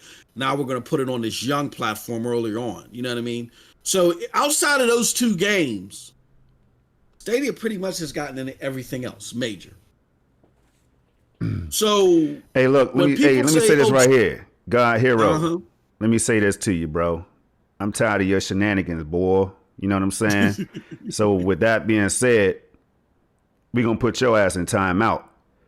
Today, we're going to put your ass in timeout. You know what I'm saying? If you come out of timeout with that dumb shit, you're going to have your ass permanently banned from the channel because I'm tired of your shenanigans. See, you talking about copying MM2K. You out here copying Amanor with your fake ass. Stop copying Amanor with your fake wannabe Amanor ass. Amanor is cool. He's the only troll that can come up in here and rock. So I'm tired of you, bro. You can roll up out of here. See, this is how I really get. You know what I'm saying? When I get ready to put the block down, this is how it goes. I call you out. Stop showing up in the streams like a stalker, trying to see everything I'm doing and all that while I'm see how I'm moving and everything with the trolling, right? You know what I'm saying? So I'm gonna put you in timeout, and I know you hear all this. So when you come out of timeout, understand what the deal really is. And I'm not mad. I'm just telling you how I get down from now on. So you can take that as how you want to take it. Unsubscribe, do what you got to do, but get out of here with the dumb shit though. MM2K, you can go. You can go ahead, man. You can go ahead, man. Hit the like button. If it's a pattern and I'm watching you and it's a pattern and you come in here trolling, because a lot of people don't tolerate it. Red, Bill, and Lloyd, they'll get you up out of there, tell you what you could do. And I try to be nice, man. I try to be cool, let the trolls rock or whatever. You come in, enjoy the show, put a like on the video. But, bro, you come in here, man, people get tired of that sometime, man. Sometimes it's not the time for it, bro. So you can go ahead, make you a new name, come back in. But for today, you got to get your ass up out of here with the dumb stuff. That's it. But go ahead, MM2K. Okay. Hey, look, to add context, I'm not gonna go too far about my brother, but to add context, like the homie God Hero, you know how I get this is what you want to do. You want you want to bring the doom and gloom on the platform to the chat or whatever. But what I find a little bit different and what may be off-putting to my brother is that when we challenge you back, it's like you're like, oh no, I don't want to be challenged. I don't want to be, you know what I'm saying? Like you came up in my chat and we was spitting those facts, and you was like, well, no, I'll talk about something else. Like this, like the world revolves around what you want. You know what I mean? So yeah, my brother just had to come up with the baby powder today. I mean, we be watching, man. We be watching what the deal is and how people move, man. You know what I'm saying? And it's just like, yo, imagine us, y'all show. Some people ain't tolerating that from day one, man. And God Hero, like I said, you come in, you show support, that's cool. But what are you trying to accomplish, man? Who are you? Are you somebody else that don't rock with us from the community or something? Who are you, man? Who are you, really? That's what I want to know. So when you come out of timeout, you can answer, raise your hand, and answer. You know what I'm saying? Sorry, man. That's what. Hey, that's what's got to happen. That's how it looks when I get tired of the dumb stuff, man. Straight up. He said, no, let me stop. I'm just saying, and that's the thing, we let y'all rock. I let y'all rock, but it was like Cold Blood, like my homie Cold Blood. Remember, was that last show or was that SSC where he was pissing off the chat? Cold Blood chill. You know what I'm saying? Said his thing and he chill. You know what I mean? Like, and Cold Blood will engage you back and forth on his feelings. It's just, when he say Cold Blood Sensei, he's a cold blood dude. The dude is heartless. Cold Blood is heartless as hell, right? But with that said, he's going to engage you in some feelings. He's not just throwing darts at you. We know when people is just throwing darts to get a reaction. And sometimes you get what you ask for. And that's pretty much the case, man. Go ahead, though. I mean, that's pretty much the case, though. We know. Look, Cold Blood is cool. That's the bro. Aminor came in here. I said, don't you dare mute Aminor or block Aminor, man. Don't do that, man. Let's see what he got to say. And Aminor came in here, and it's like, yo, this is how I feel about Stadia, man. I'm a PS5 dude. That's cool. But God Hero, man, I ask, what is your motive, man? You can share it. You off timeout. You can share it. Like, come in here and let the people know what your motive really is, man, because we're trying to do a show, you know what I'm saying, for the people, trying to do the best job we could do given the circumstances that we dealing with in life right now, right? But you come in here with that dumb shit on the wrong day. He's on the wrong. So now I'm going to change the title. Now I'm going to change the title and have to edit the title. You know what I'm saying? And put the troll has been fed. So, bro, don't come out here with the dumb stuff no more, man. That's all, man. You could rock. After all that right there, you still could rock, man. But don't come in here with the dumb stuff no more, man. But MM2K, what's up? Where you want to go to next, man? All right, look. Hey, look, I love it when it happens. Anyway, let's talk about these numbers, Storm, if you're okay with that. Let's talk about the because we ain't talk about the numbers, the 3 million. the 3 million, or unless you had something else on the docket. I had, brother, that you wanted to go you know, over. the 3 million is something that I want to talk about. So go ahead and share your thoughts on that, because that was big, man. That was a monumental find right there. Shout out to Sunny Cloud Gaming for, you know, putting it out there in a way that only he could do, and others who put that news out there, man. You just like to see it. That's what you like to see. You know, you love it. And 3 million is not a number to scoff at, when some people are thinking that there's only 6 to 12 players on Stadia in the first place, man. So when you start hearing millions, that makes people spill their milk when they're eating their bowl of cornflakes. You know what I'm saying? They just spill the milk in their lap. Like, what? I thought you said nobody was on this thing. You know what I mean? So it is what it is, man. But you know why it's important? A lot of people say that we're being shallow by caring. Who cares? No, it's not about being shallow, but you want to see. There's this fear, and shout out to the brother 6'4". He elegantly put this out there. He said I get some of the ire, I get some of the confusion, and I get some of the disdain that there might be by the average gamer, because the average gamer is thinking to themselves, well, look, that does look cool, and I'm interested in it. Excuse me, but I'm not going to invest in it if it's going the way of the dodo bird, right, Storm? You know, and when you got every news publication telling you that's the case, that's why they say, "Oh, see, I'm glad I avoided that, because I almost it's going the way of the dodo bird," and it's not the case. So it's important for us to bring this up, not for bragging rights, but to show those that are interested in this, hey, there is a platform out here for you that don't require you to stand in them long ass lines, that don't require you to go to Walmart.com and go, enter, check out. You can get great gaming experiences. You can get the great experiences that people are getting on PlayStation 5 and Xbox Series X. Maybe not a 1v1 match in fidelity, but it's great. It's flexible.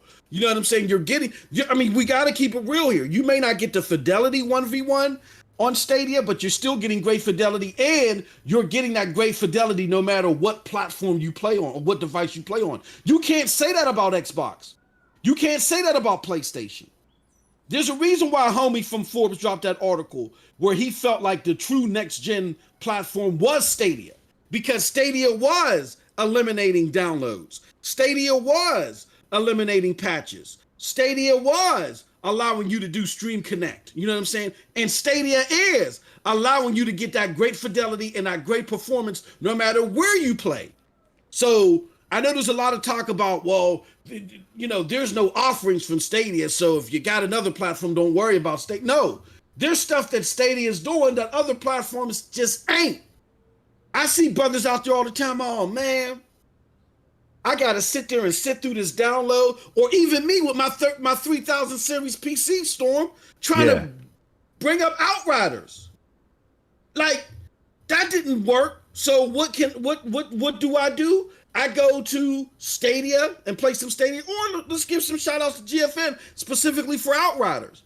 I can go to GFN and play Outriders. So there's things that cloud gaming in general, and Stadia as well in particular, are doing that you're not getting from dedicated devices. That's why it has a growing sector of gamers that are interested in this, that a lot of them have abandoned their consoles, understandably so, and why this platform via that data has grown 200%. Storm, I told y'all, not you already knew, but I told them the platform went up 1,000% in April. And I said the fourth quarter of 2020 was bigger than what happened in April. And what do we see? In 12 months, the platform went up 200%. You're seeing growth in other notable areas, 7%, 50%, 60%. But as far as engagement is concerned, Stadia grew 200%.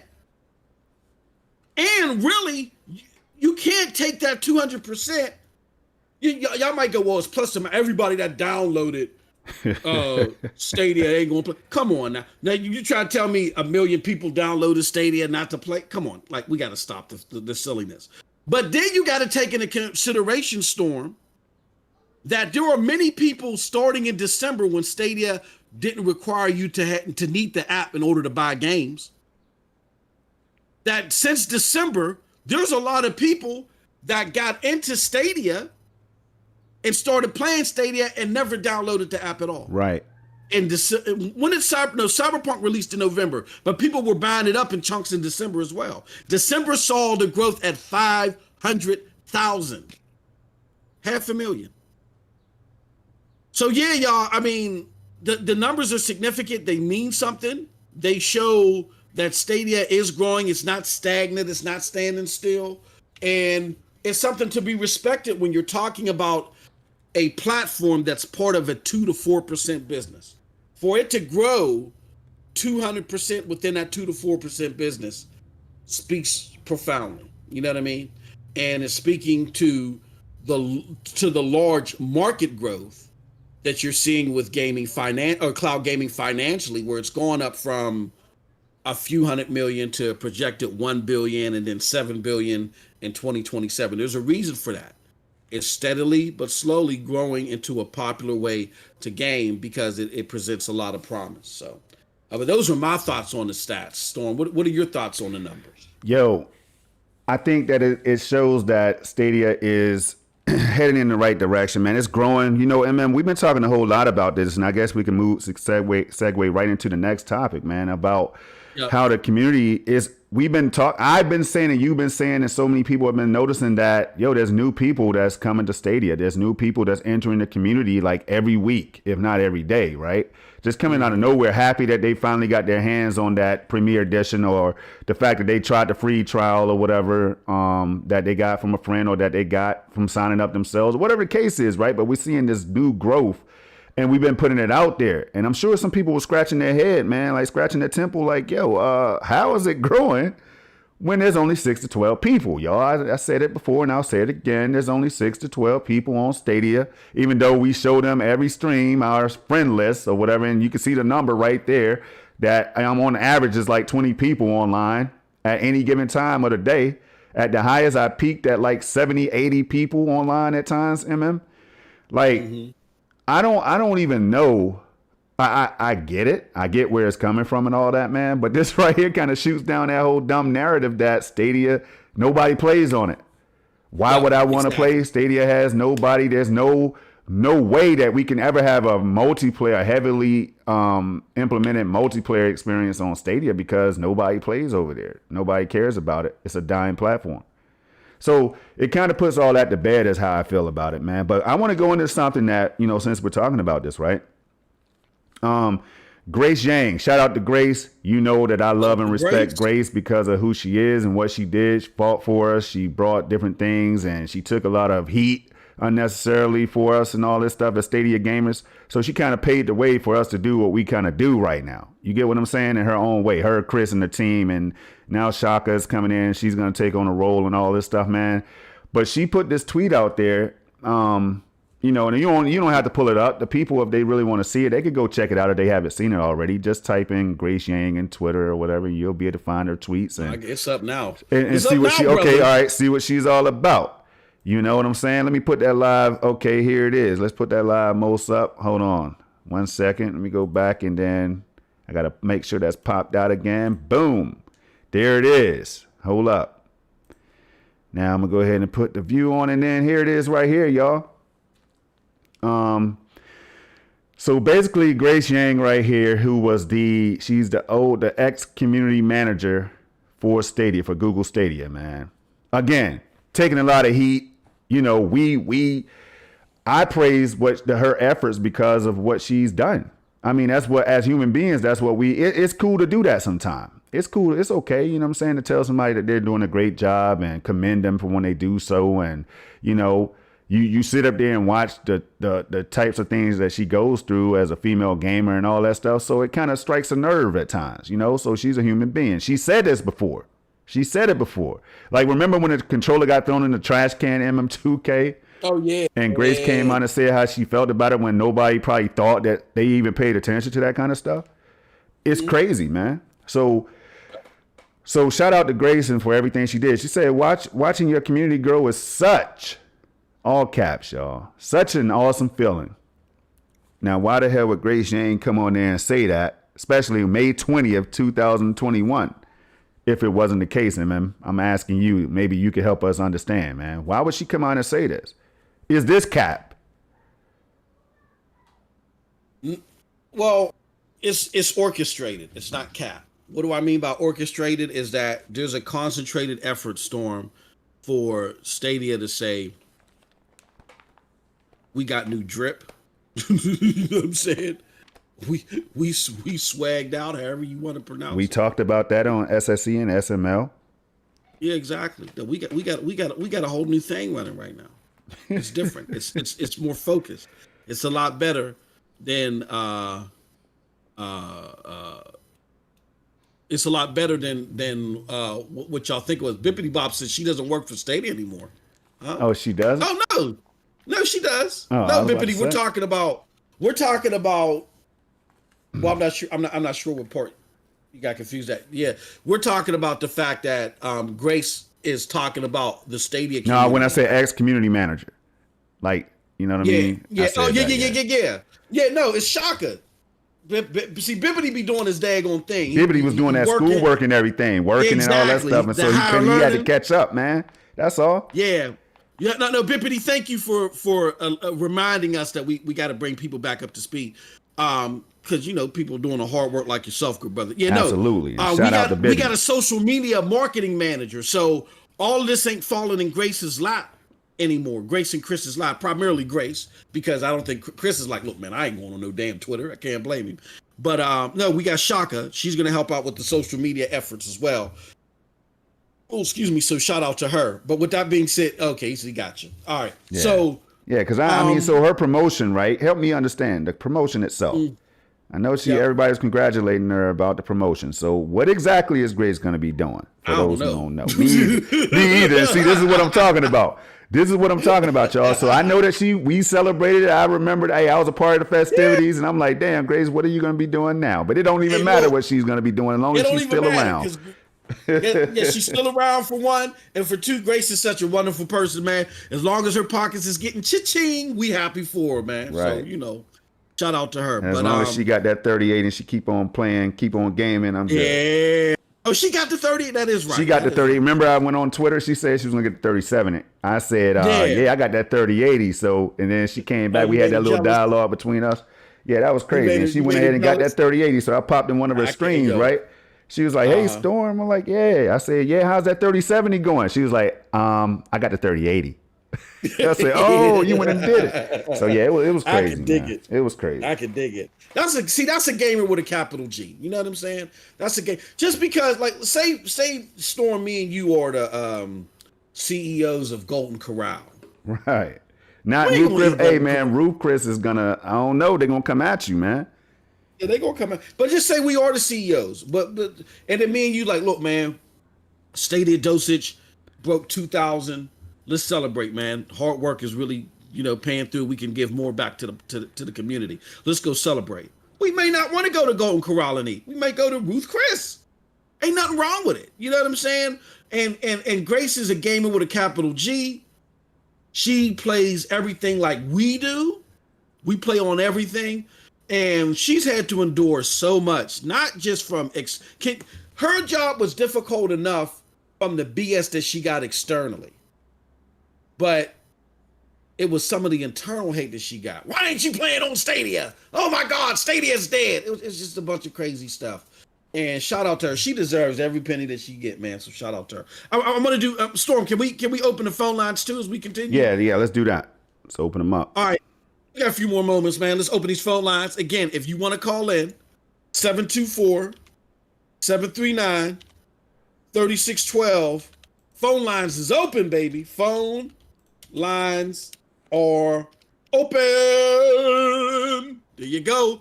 724-739-3612. Give us a call in to SML Podcast. Let's talk about your favorite gaming stuff. But go ahead, good brother. So, but the numbers are great. This is them telling them we got new drip. We're out here doing the damn thing, and we're about to go in. And like I said, we got on good authority, Storm. We got on good authority that not only are they putting their heads down, they going in a bunker to produce these games for us, but they're doing so on the backs of the newfound support that they got from Alphabet. Alphabet has increased the priority of Stadia in gaming, period. So that's good news to hear. Yeah, it really is. And that's what you want to see, man. And it doesn't surprise us because we've been here day one and we know the potential of Stadia and what it can offer cloud gamers and all across the globe, the planet, actually. So, but yo, let's go into Pac-Man turning 41 years old, Yes. man. Pac-Man Yes. turned 41, y'all. Now, what does this mean to you as a gamer, man? Did Pac-Man help introduce you into gaming? Was it one of the first games you ever touched or what? Yeah. Or if not, what does it mean to you? No, Pac-Man was one of the first video games that I definitely did touch. And it means, I'm gonna be honest with you. See, the people might think this is crazy and be like, oh, MM2K, you need one of those white coats. You need to be put in a padded room. When I was growing up, I was afraid of Pac-Man. Why, man? I used to have nightmares with Pac-Man, man. This big Damn. ball with a mouth, chasing. And my cousin would force me to go. He's like, man, no, we gamers. My whole family, like my uncle, God rest his soul, he was gaming in the 70s. He was one of those people that found out ways to game, traveled through the country. He would just disappear. We didn't know where the hell this dude was going. Be traveling late 70s, early 80s, and going to different places and playing video games at its early stages, right? And then he passed that down to me and my cousin. My cousin was older than me, so my cousin was hitting the arcade scenes. Would bring him with me. You know what I'm saying? And we would be playing video games, and then my brother jumped on board later. But yeah, I was afraid of Pac-Man. My cousin forced me to play it, and then the rest is history, bro. The rest is history. I played Pac-Man, couldn't get off of it, and then that just ignited something in me, and as far as gaming is concerned, and just changed the course of history for MM2K. So Pac-Man is special in his 41st birthday. That's some serious stuff, bro. Serious stuff. Yeah, it is. And it means a lot to me, man. I mean, and it's because Stadia, they recently celebrated Pac-Man turning 41 as well with the tweet showing some love and everything, man. Absolutely. We don't have to put that up. Y'all. What's up? I got it. It's up. Okay, there it is. Every time, man. You are on your job today, man. I don't even know what the hell today, man. I don't know what the hell to do. I just don't, man. See, you're not gonna get fired. Don't worry, man. Don't worry. As long as you're not that boy, man, you all right, man. Hold up. You know what I'm saying? As long as you're not that boy, man. I don't want that GH treatment, brother. I had to check and make sure I ain't dropped nothing. You know what I'm saying? Let me go ahead and I don't know if they can see this, but let me see. I just I clicked on it. I'm not sure. Can you see it? Let's see. If not, then hold on. Let me get it up. I think on a slight delay, so we'll see. Okay. But it might be there. Let me make sure it's let me do it one more time. All right. I hit the live view, popped it out, and it should be up, man. I don't know if it's up, but anyway, what we're gonna do is go ahead and let y'all know what happened. So Stadia sent out a tweet that said happy 41st 41st birthday to the one and only Pac-Man, y'all. Why not celebrate by playing the largest Pac-Man game ever? Pac-Man Mega Tunnel Battle is free with Stadia Pro. All right. We'll see you at the party. Now, this right here to me is big because at first I was like, oh, wait a minute. I thought I heard some gossip that Pac-Man went over to the Switch. And I realized that Switch have their own unique version of the game. They have a 99-player battle royale, and this right here, Stadia has this one, and they were the only platform to have it. And I think that's still the case, if I'm not mistaken. If I am, somebody help me out. But man, this right here is a game by Bandai Namco, if I'm not mistaken, man. Just like it's on the platform, it's a game that a lot of people can enjoy, and those who are not playing it right now could come back to it, as well as all the new Stadia players when that floodgate open, like we just talked about earlier with the Google TV and the Android TV and all these devices, these TVs and everything. When they make that marketing push after all these devices are on, and they say you could play it on the hardware that you already have in your home. And when they hit these marketing moves and bundle things together like YouTube TV and all that stuff, man, this is what we've been talking about, MM. Like, this is what I'm talking about right here. They have so much at their disposal that they could just use And they're just rolling out all of the I don't want to say traps or whatever. They're just rolling out all of these things that can make Stadia overnight become it just come from out of nowhere. Where the hell did this come from? Stadia is all over the place now. See, I can see that happening. I don't know about you, but real quick, what's your thoughts on that? Well, see, and here's the problem. And this is what with what's it, is Pat Ahern? Is it Pat? It's Nate Ahern. Yep, Nate Ahern. And where the hell I get Pat from? Nate Ahern. Pat Riley. Yeah, Pat Riley. You probably you got the Pat Riley spike going on. Shout out to Nate. He did his damn thing in that interview. And speaking and to that interview's point, did you see the shot he took at the media where he was like, and look, we're trying to grow this thing, but y'all like hating all over the place, and it's creating a wall between introducing gamers that this could benefit to, and it's stymieing the growth of cloud gaming because look, we got to keep it real. As far as potential reach to gamers and their target demo, Stadia is number one. Its target demos are tech enthusiasts and casuals. And both of those groups need performance like you get with Stadia. Now, if you just want to play a bunch of games, you're part of a core group of gamers that Stadia really isn't targeting right now. When they really feel like they're ready to launch pad into something else, then they'll come for you. But right now, they're trying to hit casuals. They're trying to hit the tech enthusiasts. The casuals and the tech enthusiasts need that performance. And what Stadia said in that article in one section is, look, because of this media ire that's not necessary at all, is we're not making those inroads that we could be making. You know what I mean? So I think that once that dies down or Stadia finds a way around all the unnecessary hate, that it'll hit people. I can play the largest Pac-Man game in the world with my Gmail account. You know what I'm saying? Like, if this was possible through GFN, they'd be singing through the rooftops. But again, because it's Stadia and everybody's been trained to hate Stadia, it's now such a bad thing, or it's a thing that you don't want to talk about, or once the game leaves Stadia, it's left the shackles of Stadia. What do you mean left the shackles of Stadia? You can play these games right now via a 30-day free trial, or games like this, the biggest Pac-Man game in the world. You could just sign in and play through your Google account. It doesn't make any sense, Storm, but hopefully it'll get better. I hear that. So with that being said, man, if we don't have any phone calls coming in, y'all, I do want to recap what we were talking about and going back to that Stadia summer theme and all that stuff, man. I really think that we could be hearing from Google soon and Stadia about this Google TV integration. I just do, because in the fall, if you think about it, and at the latest by fall, if they had to push something back, hey, it happens all the time and things are not ready. But check this out. By fall, we're going to have the Series X. If they're on track, the Series X hardware is going to be making its way over to xCloud and their server blades and everything, right? You have GeForce now talking about upgrading on their end somehow in some fashion. You know what I mean? We discussed that already, MM and myself.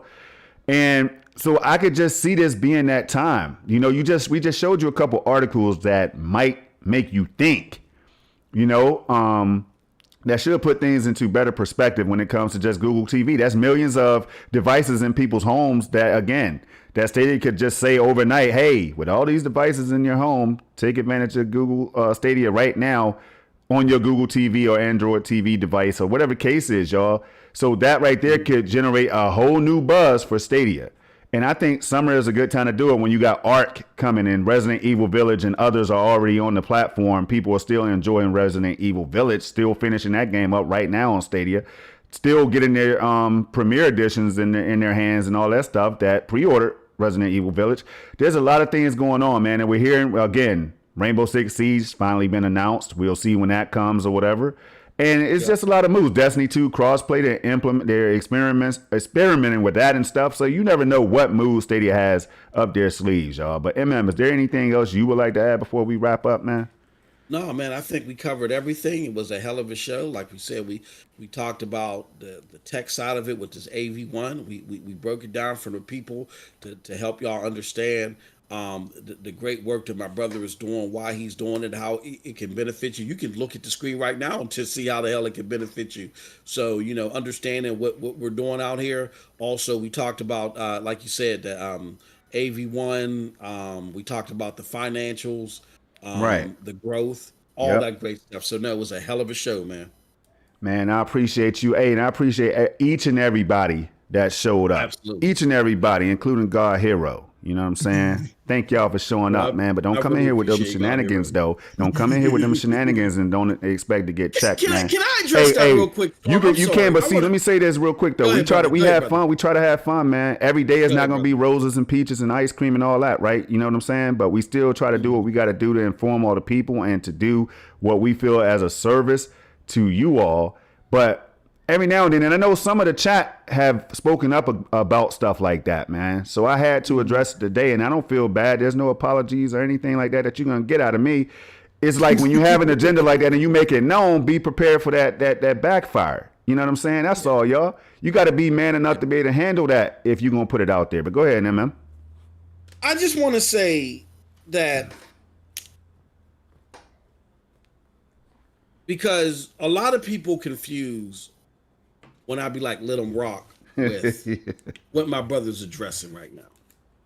When I be like, let them rock, I mean, people, if you're having the proverbial locker room snapping the towel at each other, that's fine. But when your aim is to insult somebody on their own ish, you got to be ready for the baby powder. And I'm letting you know right now, this is a show that we work hard at.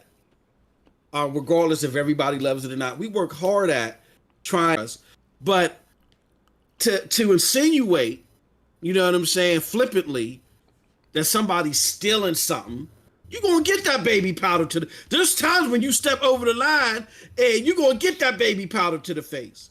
This is a show that me and my brother do together that airs on Stadia Dosage and airs on his channel. There is no stealing. Me and my brother, you know what I'm saying? We chef this together.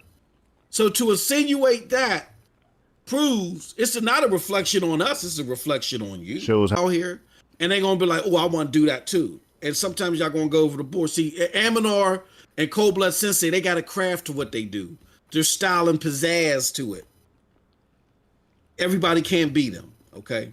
Cold Blood Sensei's my homie. You know what I mean? So I just want to put that out there. Y'all, don't sit there and insinuate something so far out of the regions when me and my brother chefing something together. So people don't want to hear that. You know Man, what I mean? because people that know me, man, y'all know I don't hit that. I still didn't even ban the dude, man. You know what I'm saying? He could pop Yeah, back you ain't in. I put him in timeout. He can come back in. You know what I'm saying? If he want to and speak up for himself and all that, But I don't block you on Twitter unless you really come out of the come out of pocket, like, It is what it is, man. It is what it is. Y'all know. What would you do on your channel? What would you do if somebody came in the chat talking all crazy? Oh, no. So, I mean, no.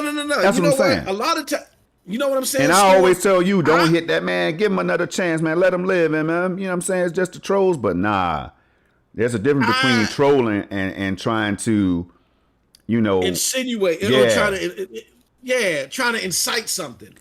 Right. And you went after my brother. You went after him. And we're not saying you went after my brother and I'm holding his head in my armpit. No, like you went after my brother to insinuate we stealing stuff. This is a show that we do together. Where is you coming from, bro? That's why the whole chat was like, who sent you? Exactly. It is what it is, man. Thank y'all to the chat, man. Yo, this is what it's all about, man. You know what I'm saying? I would have handled it on my own, but can you imagine how I feel by y'all sticking up, knowing what I'm talking about? Knowing what I'm talking about for one. You know what I'm saying? I appreciate y'all. But with that being said, I'm going to get me something to drink. Go ahead and get me an old Milwaukee out the fridge or something, y'all. And I'm about to have me a wonderful gaming day. Now, that's called stealing. You know what I'm saying? That's called stealing. Have a wonderful gaming day. You heard? Hey, peace. All right, peace, y'all. We up out of here.